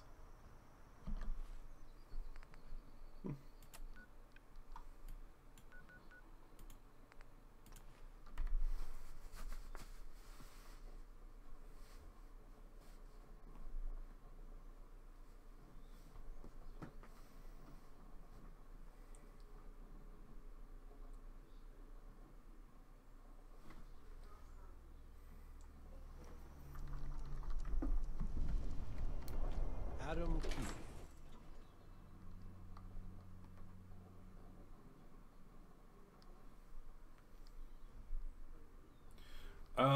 I don't know exactly when I'll be streaming again. At the moment, I don't have a set schedule because my life's all a bit all over the place at the moment. I'll probably stream at some point tomorrow. But yeah, I don't know exactly when I'll stream again. But I stream fairly regularly, so if you're subscribed and you've got notifications on, you'll get notified when I next stream.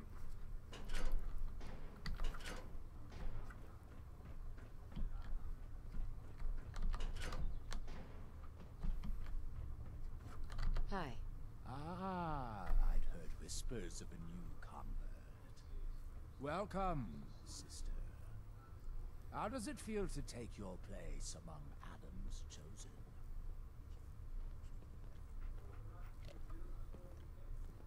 It's an honor, High Confessor. I'm glad you feel as such. There are many who would squander Adam's grace. Let me ask you a question. You've been to Far Harbor, yes? Seen its barriers against Adam's holy fog? Its citizens blasphemous see you later, Beast Boy. to vacate what is clearly his domain? What would you do with such a place? I don't know what I'd do. Understandable. But when faced with an enemy who would see you hunted, beaten, and Oh, that was robbed of terrible, what is Torbax. rightfully I genuinely didn't even notice Can that be joke. only It was that one bad. course of action. Fight back. For years, my predecessor begged for peace, while Far Harbor fortified their bastion of heresy. We tried to help them, to bring them Adam's light. Many of our brethren ended up dying for it. But now that I am High Confessor, that time is over. All Adam's foes, whether Far Harbor cowering behind their precious condensers, or that ancient robot hiding away his memories within our very home, they will come to recognize Adam as the sole master of this island. But it is only through unity that we can succeed. Adam requires devotion from all his children. Embrace that, and you will do well here. Now, was there anything you require? I found this icon. The Grand Zealot said you'd be interested in seeing it. Is that the mother? So the whispers were true. The snooty bang bang You method. saw the mother of the fog. Many of Adam's children spend their whole lives wishing for such a boon. It would seem he expects great things from you, child, as will I. Now, was there anything else? I recovered a holotape. Confessor Martin is planning to come back and take over. We should come up with a plan, but not here. The command center tunnels should be far enough away from the rest of the children. Martin, it can't. Play it. I want to hear that coward's voice.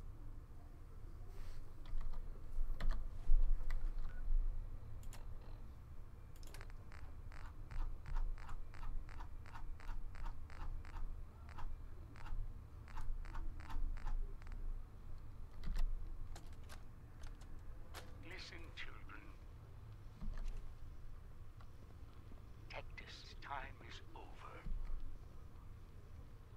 The nucleus must prepare for a new order. Mine. I can't believe it. He's alive. None of the other children can know about this. The command center, you said. I'll ensure we aren't disturbed.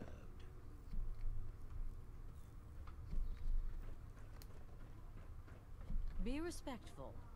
You walk through hallowed halls.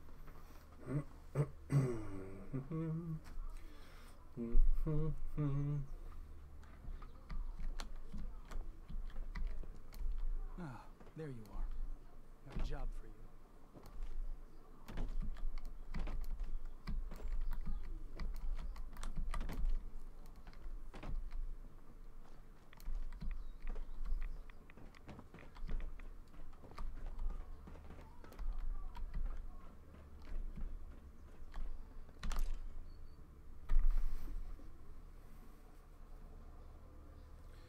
Yes, I knew that anyway. I don't know if other people did, but I did, because it's one of the worst voice acting bits in video games ever. He's fucking terrible. From what I've read online as well, apparently the Bethesda guys really did not like working with him. Apparently he was a complete asshole the entire time.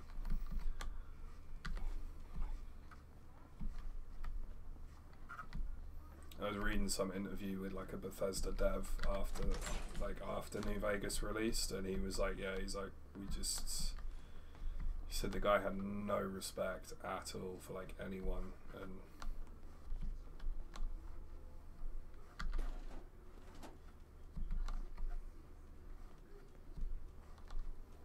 yeah, no, I noticed, because I played like an hour or so of New Vegas, but like I think I said in a previous stream, my disc wasn't, it was like damaged or something, and the game was just like constantly running at fucking 10 FPS.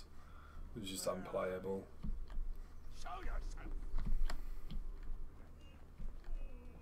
Don't mind, my friends. These children have proven they can be trusted.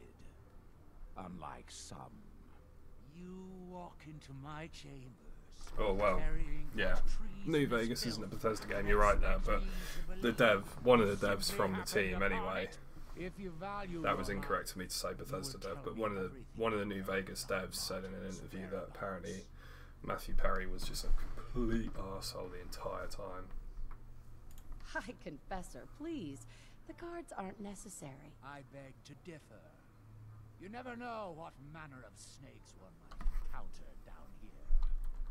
Now cease stalling. Did Martin send you here? Tell Obsidian, there you go. There's an Obsidian dev. Either way, there was a dev from New Vegas who talked about working with Matthew Perry and what an arsehole he was. But if you and your men agree to leave the island for good, I'll let you live. Dima! You traitorous! Holy shit. Jesus.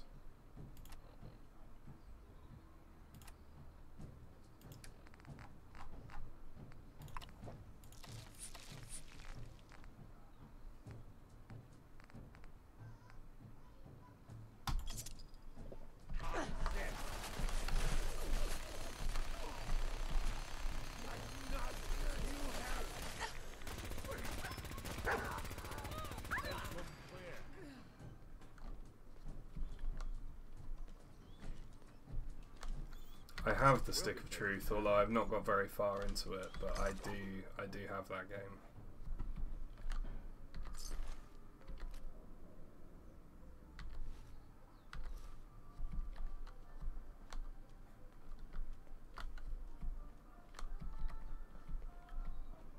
Hello? What are you hiding? All odds and ends in this one.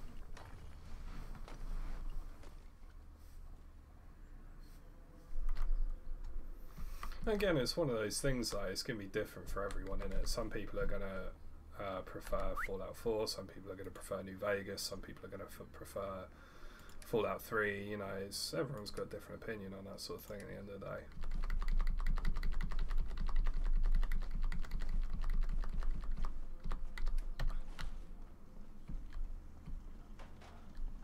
It's just the nature of it, really. It's just like films and TV shows. Everyone's going to have a different opinion on what one's the better one. And I personally would say, for me, Fallout 4 is the better one, but I would also then have to preface that statement by saying that Fallout 4 is the only Fallout game that I've spent more than about 2 hours playing, so obviously my view is biased, you know.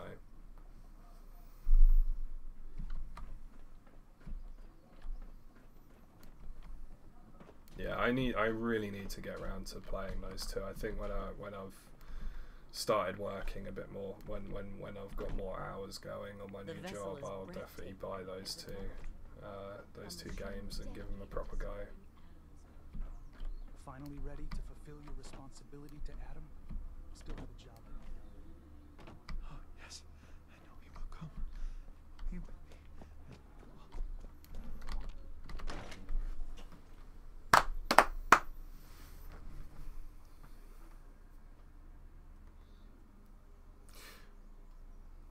Yeah, I will admit I've watched quite a few lore videos on New Vegas and Fallout 3, and the dialogue seems a lot better in those games than it is in Fallout 4. Although one thing I will say is, for me personally, I really like that the character is voiced. I know a lot of people have an issue with that. Which I can totally understand if you want to project your own voice onto your character and stuff like that, but I like the immersion of having a voiced character. So yeah.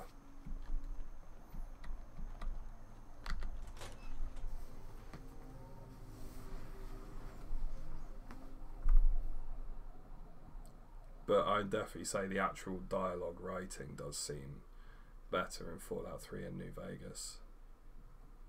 Although I will say that some of the sarcastic lines in Fallout 4 are fucking hilarious. Some of them are absolutely fantastic. Like this is the thing: is the writing's not bad in Fallout 4 by any means. The writing is very good. but I think I think the I must thank you again for sheltering me while under its sway. Think nothing of it. You're welcome to stay as long as you like. You are too kind, Dima. I should only need just a little more fresh air. Have you ever considered our unique perspective, Nick? We are free-thinking synths, but we cannot hide what we are. The only unique perspective that's given. Yeah, I like that in Fallout 3 and New Vegas from what I've seen about like how having different levels of intelligence and strength and that could affect what you could actually say in conversation. I do kind of wish they'd added that into Fallout 4 as well, but I still think the dialogue's very good in Fallout 4. I think it's just better in Fallout 3 and in New Vegas. You need to be shot and But I put think in the ground, then maybe you'll be okay. I think one of the things that a lot of people say is they go, well, Fallout 3 and Fallout New Vegas' dialogue was better, which, yes, they were. But they then go into the mindset of, well, that means Fallout 4's dialogue is bad, which actually it isn't. If you compare it to most other games at the moment, the dialogue in Fallout 4 is still fantastic. It's just not quite as good as its predecessors. You know, it's... Dima? I suppose you've heard the news? The High Confessor's had a vision. Adam demands peace. Can I assume you're here to tell me your task is done? It's been dealt with, yes. Excellent. I'm starting to envy Dima. This whole situation makes me wish I could erase my memories too. Peace can finally come to the island. It's a heavy burden what we've done. But now the nucleus... Yeah, they are. Far Bethesda Harbor, are very, very good and at telling Acadia stories, regardless of will how they do it. flourish. Whether it's Together. through conversation or just through objects placed in the wall, they're very, very good. Yeah, I do think they limited themselves. I agree with you on that. It was the right thing to do. It was necessary. Hope for a better future. That will be the judge of our actions. I'll handle things from here. I'll arrange talks between the children of Adam and Far Harbor. They will learn to prosper together under our guidance. The children will revel in their irradiated bastion. The Harbormen will continue to survive and reclaim what the fog has taken from them. And my people will remain safe. Here, for all you've done. You should also pay a visit to the nucleus. I believe the High Confessor will want a word with you. And of course, you are welcome in Acadia whenever you like. After all, where would we be without you?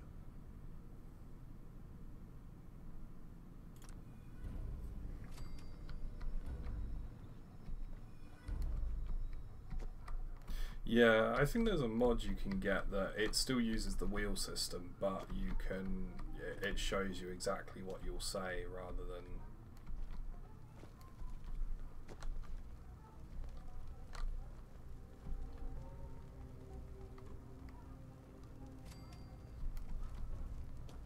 So, it sounds like there's going to be peace on the island.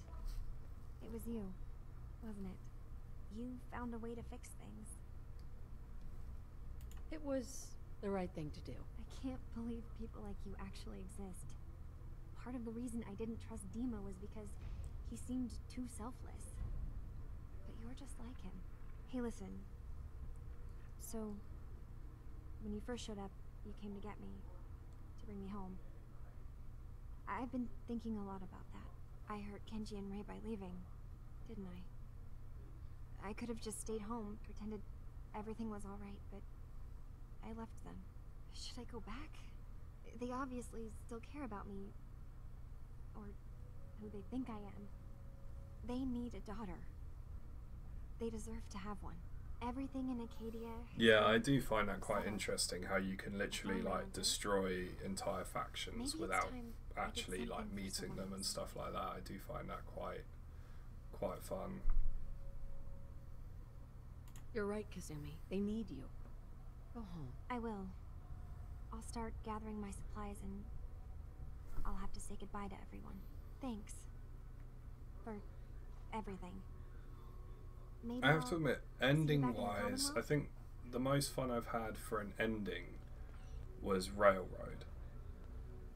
But the most fun I had for questline overall was Brotherhood. The Institute ending, I was just a bit kind of like, oh, okay, yeah, that happened. And it was just a bit kind of like, I don't know, the Institute ending was just a bit kind of like, oh, okay, I guess we're done now. It was a bit weird for me, it was a bit jarring. I was just like, ah, right, that happened and now it's done, and okay. Whereas all the other endings are a bit more climactic.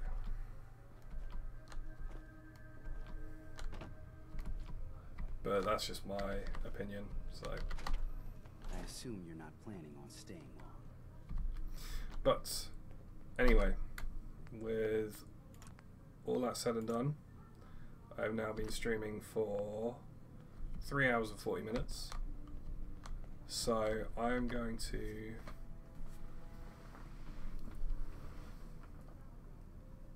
I don't know, they just the way they did it is just, yeah, it's too abrupt. It's just like, oh, okay, he's dead now and you're the leader, and it's like, alright.